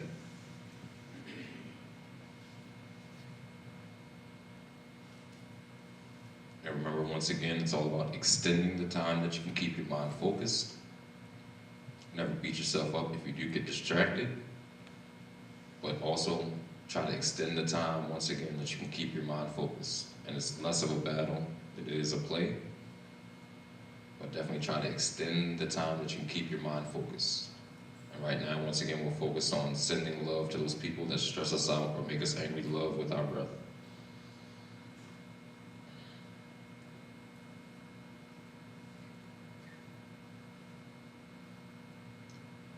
All right. We've sent love to people that we love. We sent love to people that stress us out. Now it's time to send love to the most important person in your life, and that's you. Once again, if you start off with your foundation full of self-love, it makes it that much easier to love and take care of other people going forward. So with our breath, really focus on sending your self-love with your breath. Once again, whatever that looks and feels like to you, really feel and see that. Sending love to the most important person in your life, and that's yourself.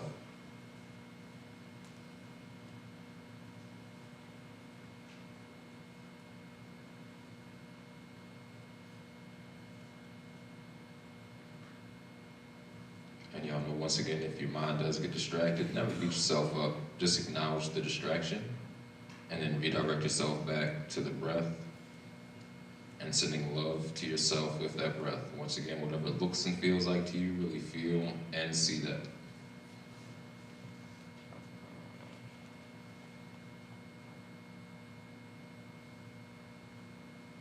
All right, we're going to use our imaginations one last time.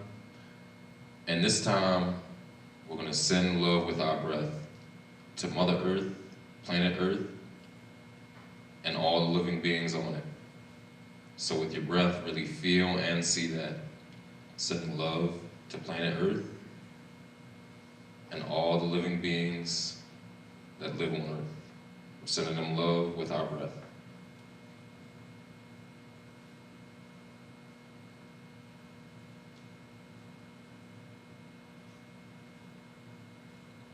And once again, just to reiterate, if you do get distracted, just acknowledge your distraction and redirect yourself on the breath.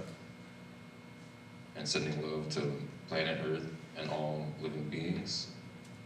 And also try to extend that time so you can keep your mind focused.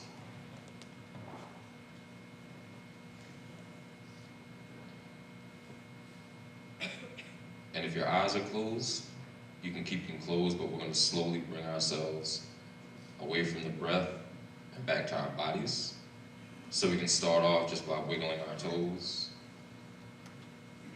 wiggle our fingers, we can roll our ankles and wrists. You can do a neck roll both ways just to stretch your neck out a little bit.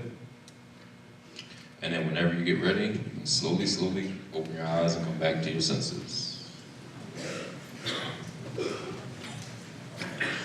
All right, now y'all can put y'all leg behind your head. It's like All right, so that number 18 is a number that means a lot to Op and Andy and I. It's the number of years we've been doing the Holistic Life Foundation. I guess the ideas for the Holistic Life Foundation started when the three of us, Op and I, brothers, we met Andy at the University of Maryland College Park. Just out socially. Yeah, we'll just say out socially was how we met Andy. We were at the bars. Out at the bars, we met Andy.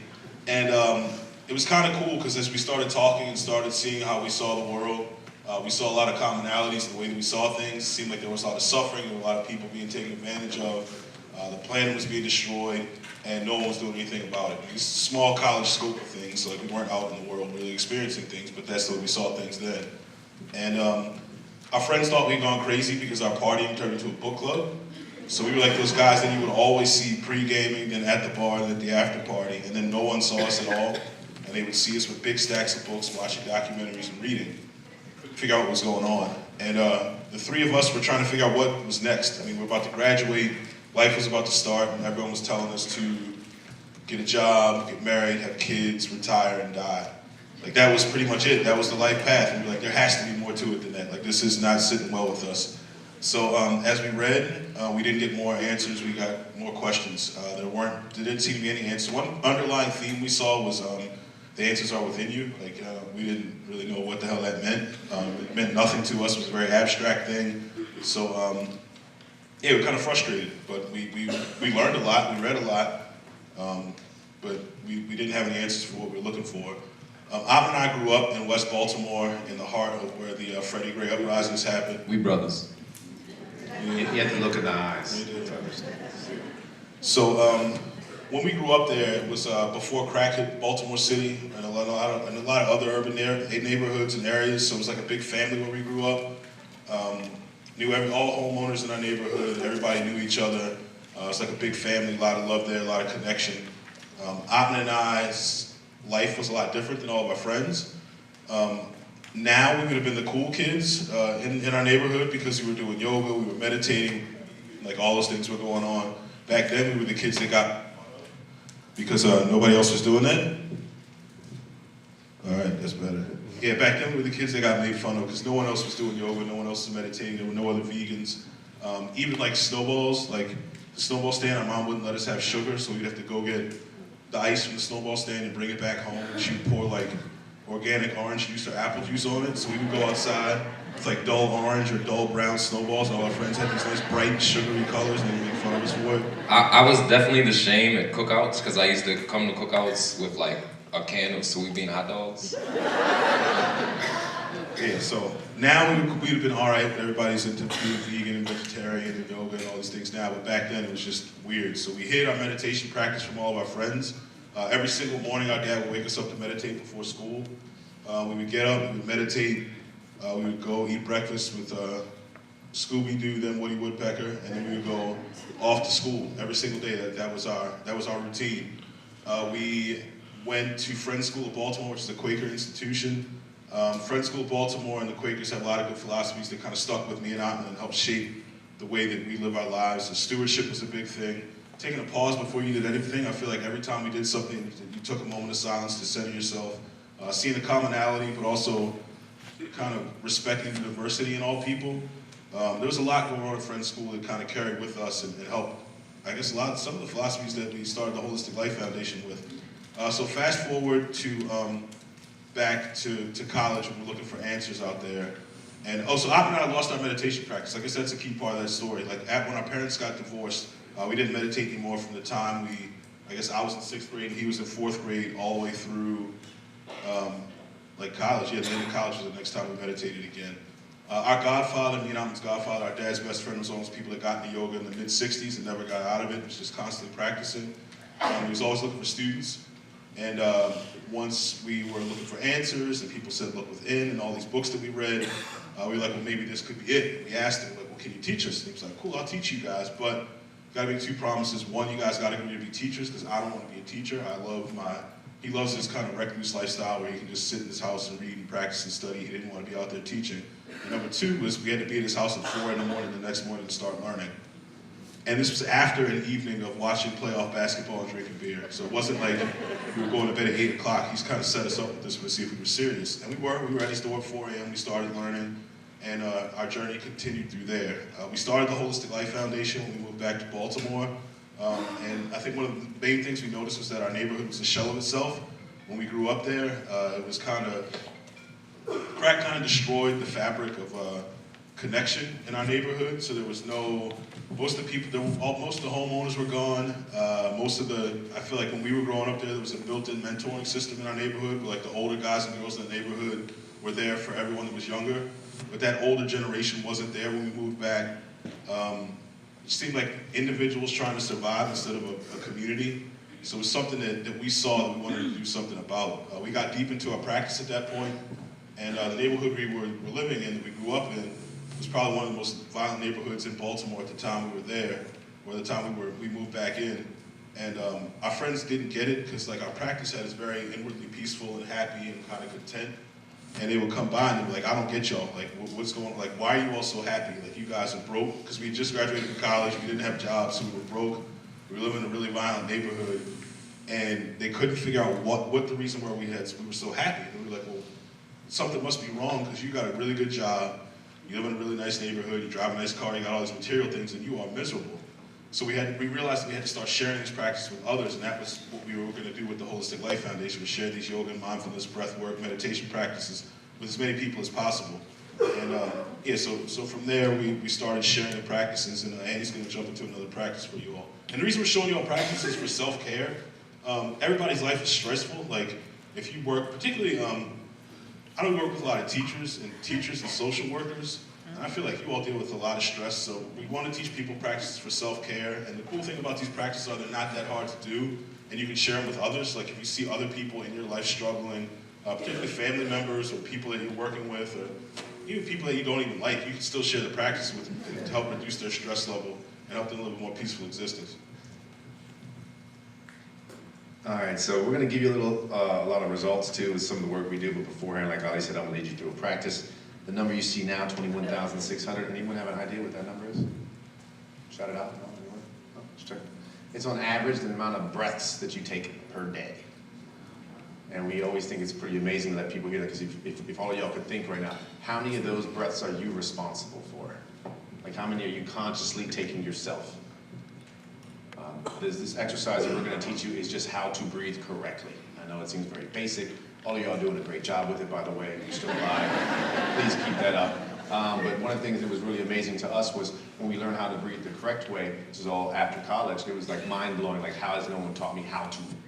And this is a fantastic tool for you all to use, for you to share with other individuals, because your breath is portable. It's always with you. It's something that you can always access and you can use as a measuring stick in terms of what's going on with yourself internally, in terms of your stress level, your anxiety levels. You'll be able to be more mindful and pay attention to yourself, and you can be able to bring yourself back if you do happen to stray from that balance to that center position, and so you can be present, okay? So first I always like people to kind of envision a baby, because a baby breathes perfectly. If you ever look at an infant, always breathing the correct way. They're always breathing in and out of their nose. When they inhale, the baby's belly rises. When they exhale, the baby's belly falls. Even if the baby's got the snotty nose, I'm sure you all have seen the snot bubble before, right? The baby doesn't get a clogged nose and starts going, right, and panting, like the majority of people do. A lot of people, and it's gonna blow your mind today as you walk around and you see other people doing the breath. You're gonna see how many people are mouth breathers.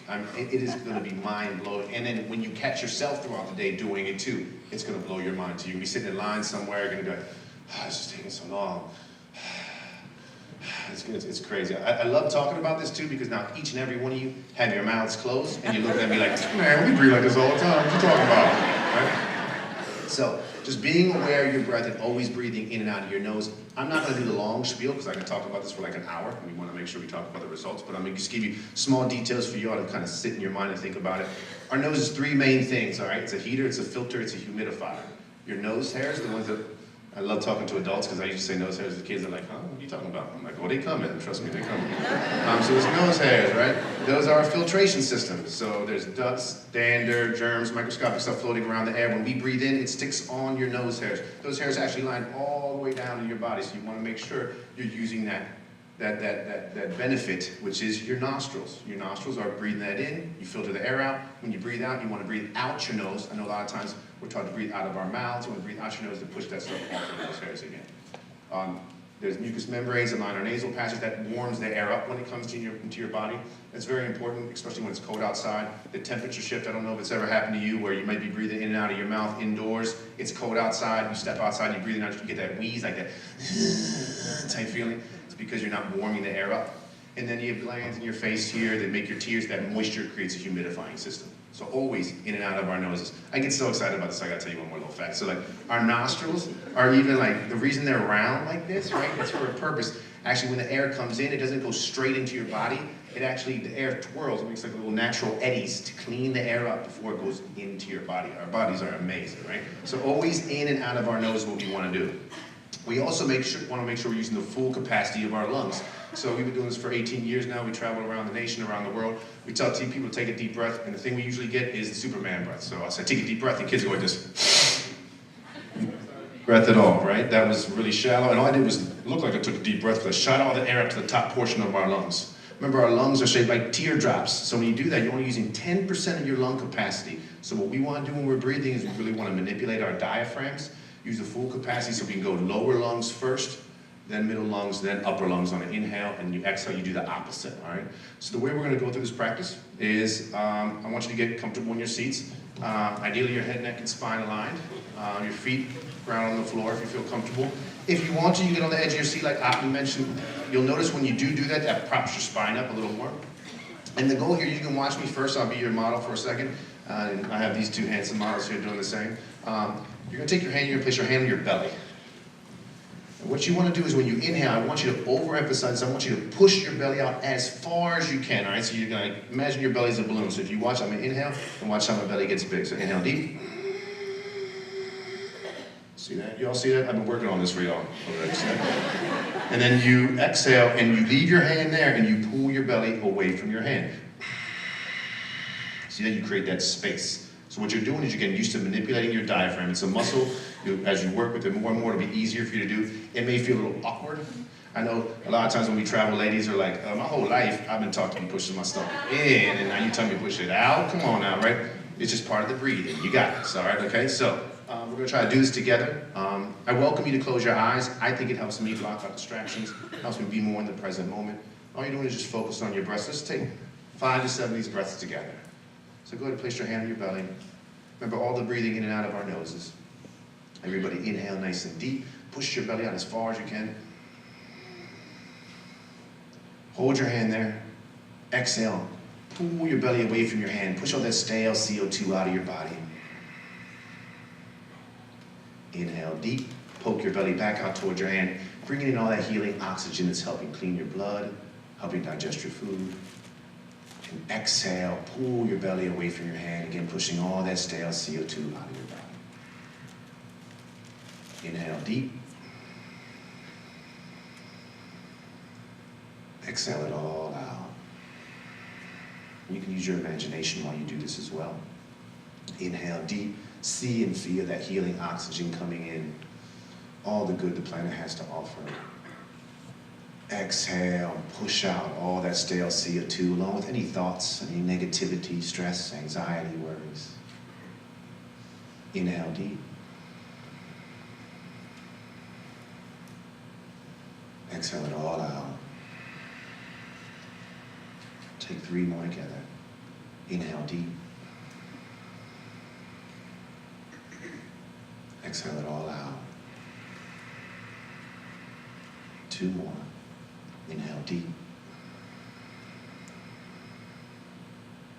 Exhale it out. This will be the last one we do together. Inhale nice and deep. Push your belly out as far as you can. Bring all that oxygen in your body. Go ahead and exhale it all out. If you have your eyes closed, before you open them, take 3 deep breaths on your own. And while doing so, I want you to be a scientist. I want you to ask yourself, how does my mind feel? Is it racing or is it clear? How does my body feel? Is it tense or is it relaxed? And know if you ever want to feel this way again, all you have to do is take a few deep breaths.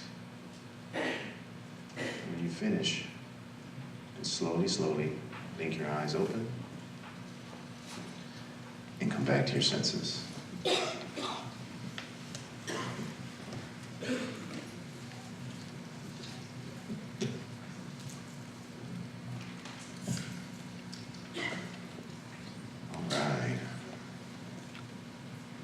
I always love how the room feels after that. I'm hoping y'all like the way you felt. And you know, that's something our teacher used to always say to us, be a scientist. He's like, I can give you these techniques and say they do this, but you won't know until you do them yourself and see what they do for you. So if you do like that technique, you know, whatever's facing you, internal issues, external stimuli that's bombarding you, always go back to your breath and use that to get you in that present moment.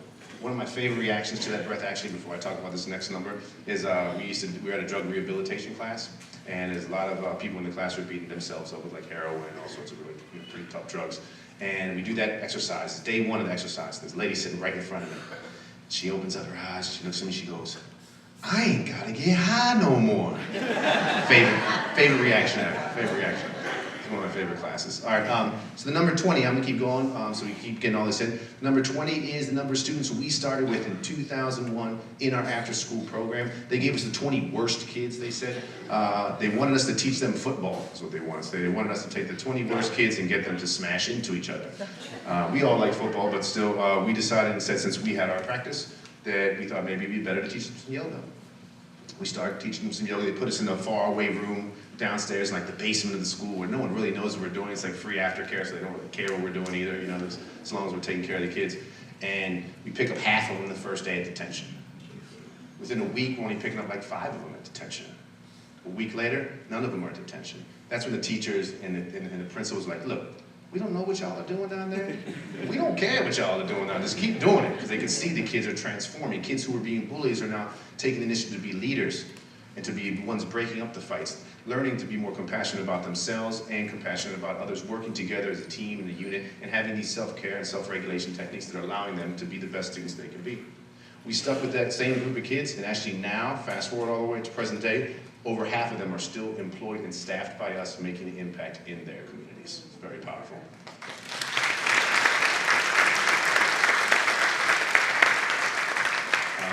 We like to consider that kind of our training ground. It's called our Holistic Me program. It goes from pre-K to 5th grade, and it's 4 hours a day, every single day. We do a wide variety of enrichment activities, academic stuff, with the main focus being the mindfulness and the yoga practices that are entrenched throughout the day and an hour-long session to be able to give them the tools, eventually then move on, and they'll keep growing. You'll see where they go next and kind of like the stepping pattern towards what happens to them prior to becoming employed by us. But one of our amazing programs, you might see a picture of a little kid. He's in like a white tank top, meditating. It's a kindergartner. That's a picture that's pretty famous. A lot of people see. That kid was in pre-K then. He is now in the 6th grade. So it's awesome to see the progress that all of them have. 0 is the amount of hair Ali has on his head. You can't tell they're brothers. You can't tell they're brothers. 0. All right, so y'all may have seen like a viral video, like Andy was talking about, that a school changed detention to meditation. That's our Mindful Moment program in Baltimore. The reason why the number 0 is up there for the past 4 years now, there have been 0 suspensions in that school, and it's in the epicenter of where the Freddie Gray uprising happened. So, there's a lot of undiagnosed trauma in that community. The Mindful Moment program consists, the principal gives us 15 minutes at the beginning of the day and 15 minutes at the end of the day to play a mindfulness practice over the loudspeaker. The reason why we do it at the beginning of the day to kind of get the kids in a right frame of mind, because you never know what type of trauma they're coming from. And then at home, and then at the end of the day to kind of boost up their energy just before they have to go back into their communities. But then besides that 15-minute practice, we also have a alternative suspension room where we have our staff staffing it, where kids, when they're in crisis, they can either self-refer or the teachers can refer them down to our room. Like I said, we have staff there, we're not counselors. So when they come to the room, we do active listening and mirroring to empower the kids. Then we do some breathing techniques to kind of deal with that trauma. And then meditation, and kids really love tea. So we have a tea machine in the room too, and we give them tea, and they have like a 15, 20 minute time frame to be in that room. And then, and like I said, at Robert W. Coleman, the epicenter, 0 suspensions. And yeah, the program's a dope program. People are duplicating it all around the nation now, and it's just humbling that it started at Robert W. Coleman and is rolling out nationwide now.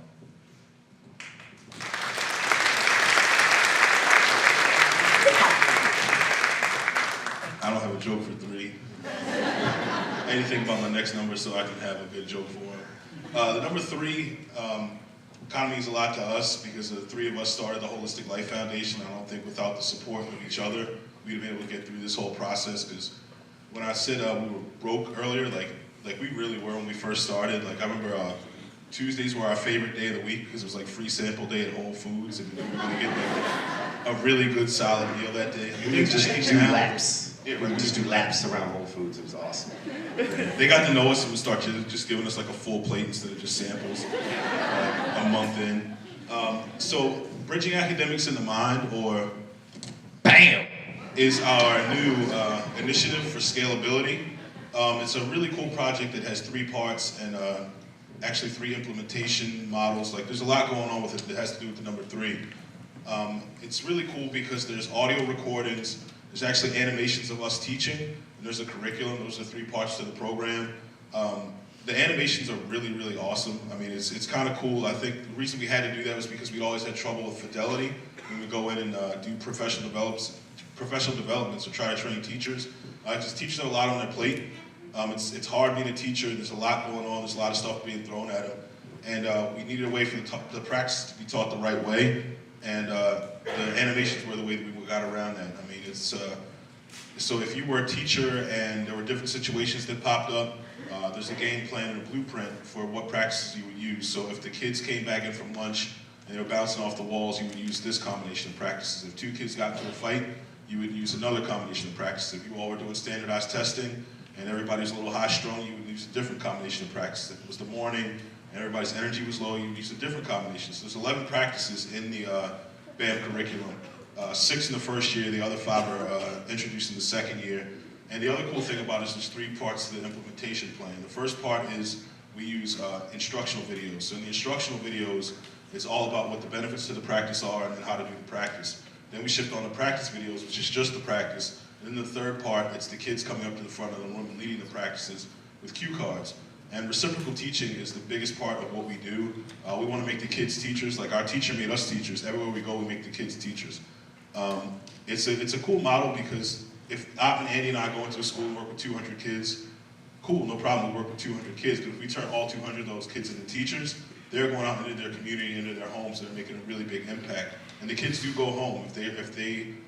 If their parents are stressed out, usually their parents would yell at them. The kids are going home now and they're saying, hey, Mom, you look a little stressed out. Let's sit down, let's do some breathing, let's sit down and meditate. And they're stopping right there. So they're empowering people around them. So that's what we do with our programs. So BAM right now is in 3 schools? 4 schools. We're doing a pilot study right now, and then we're looking to expand it for next year. But they're loving the animations, they're loving the audio, and they're loving the curriculum because it actually helps them to use the practice in the right way, shows them how to use the practices, and it's not dumping something else for the teachers to have to learn and know and master to be able to share with the students. And the teachers get benefit too because they practice with the students as well.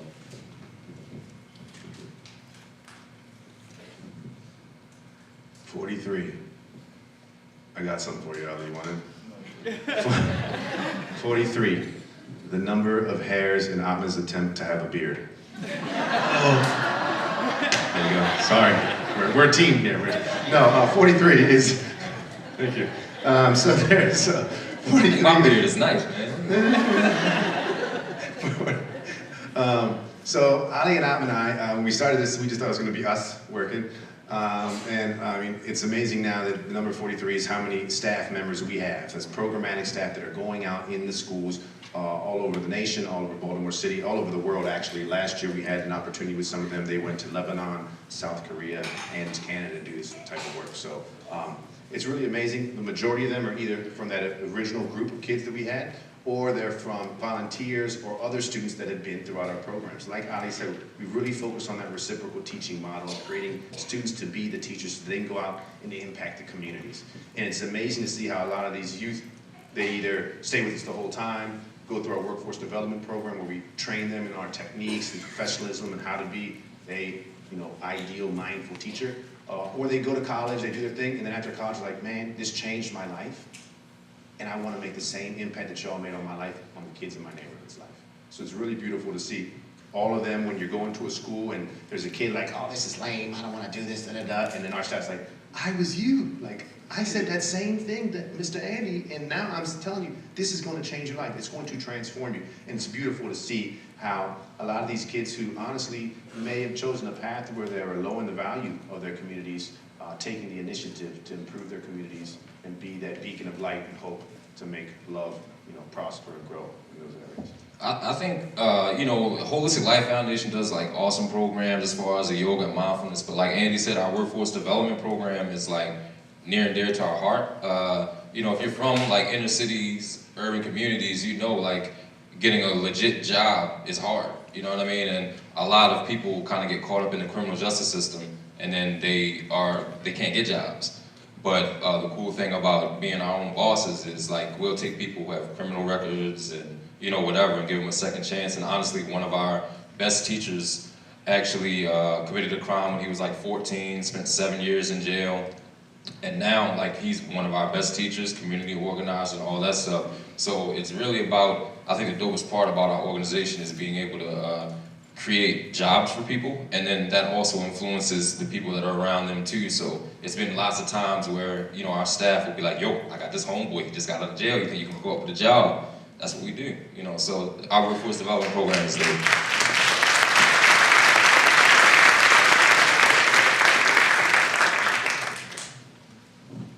All right, so we're gonna, still don't have a joke. So we're gonna end off with one last practice. Just by a show of hands, how many people in here have, other than Atman's love and kindness practice, have tried meditation before? All right, so a lot of people. So anyone, you can just scream it out, what's the toughest part of meditating? Right, I saw the hands go up, like, staying your focus, like so. This is the first practice that we learned as adults. Like I said, Atman and I grew up meditating, but didn't meditate for almost 20 years in between the time we stopped in middle school and high school. I guess that's less than 20 years. Math is off, but however long that was. 0 is what Ali would get on a math test.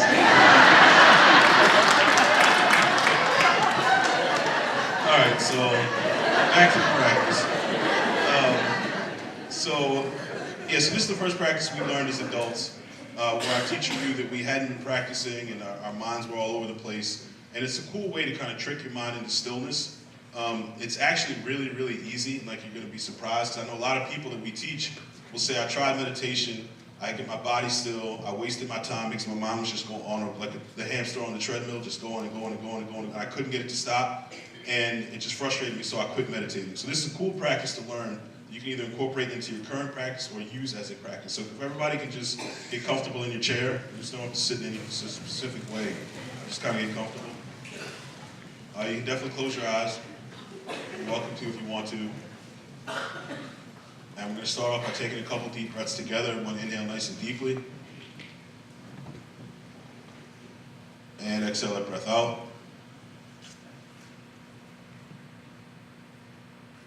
Inhale deeply. And exhale it out.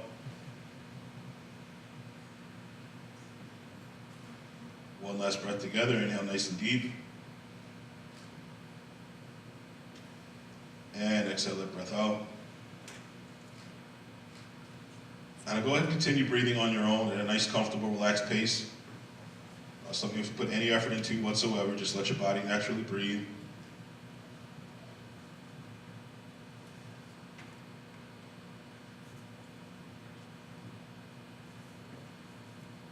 And as you're breathing, you're going to bring your awareness to the thoughts in your mind. Very, very passively, like you were sitting back watching a movie or a TV show or a video on your phone. Just very passively watch the thoughts that are going through your mind. No ownership, no judgment, just let the thoughts flow, just sit back and watch them. Just be the observer.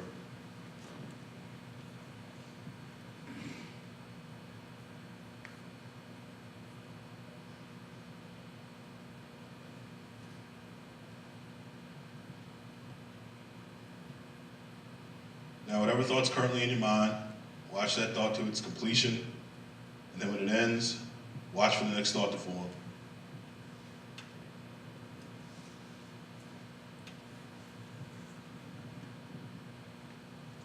If another thought does pop in there, watch that thought to its completion, and when that one ends, watch for the next thought to form.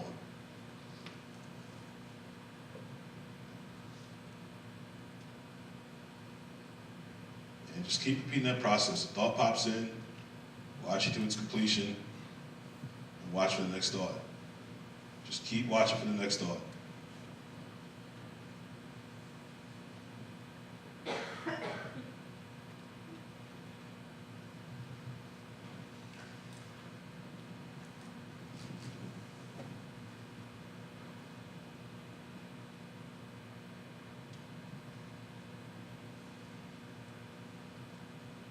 All right, I want everyone to take a nice, full, long, slow, deep inhale, as deeply as you can. Exhale that breath all the way out. And after you exhale, go ahead and slowly, slowly blink your eyes open.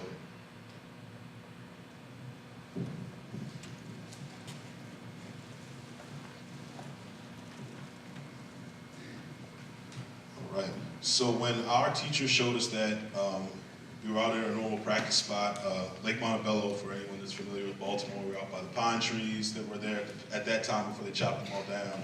And I remember going up to him and I was like, well, it didn't work, I broke the meditation. And he's like, what the hell are you talking about? You can't break a meditation. I was like, nah, I broke it, like it doesn't work. He's like, well, what are you talking about? So I started explaining to him, I was like, well, I had this thought and I watched it to the end, and I started watching for the next thought, and there was nothing there, it was this blank space. So I got frustrated and I asserted a thought because I thought there should be a thought there. Sound familiar, right? And then you watch that thought to the end and there's another blank space.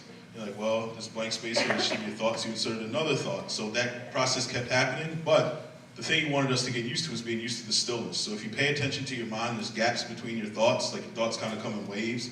So like those pauses are there, you just gotta notice them and pay attention to them.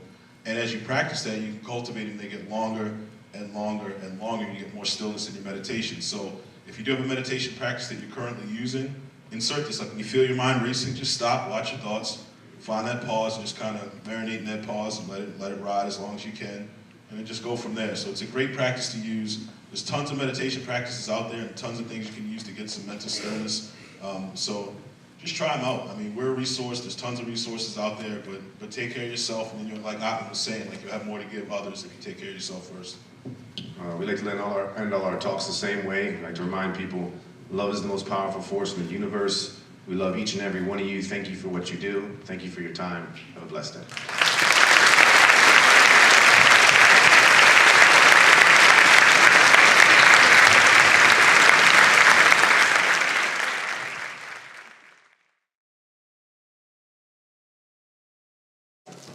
I think you guys got to have a little taste of why we love them so much, right? So before we move on, I do want to mention a special guest that we have. Many of you probably remember when Tonia was up here speaking, she referenced this person that I think she would agree that could be best described as an angel. That first person that really said what happened to you, and was the first person to really support her 100%. And so she mentioned that woman's name, Miss Joan Galeese. So I know she is here. And so thank you for being an inspiration to the rest of us and getting us all on board with saying what happened to you. So thank you.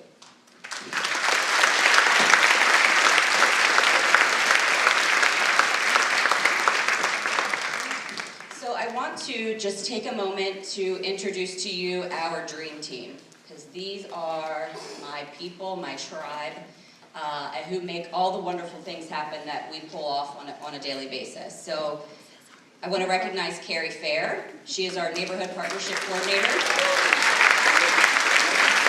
Carrie was instrumental in pulling this entire morning off. She got your fabulous, adorable books.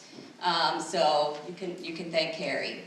I have my family support team. We have Terry Conrad.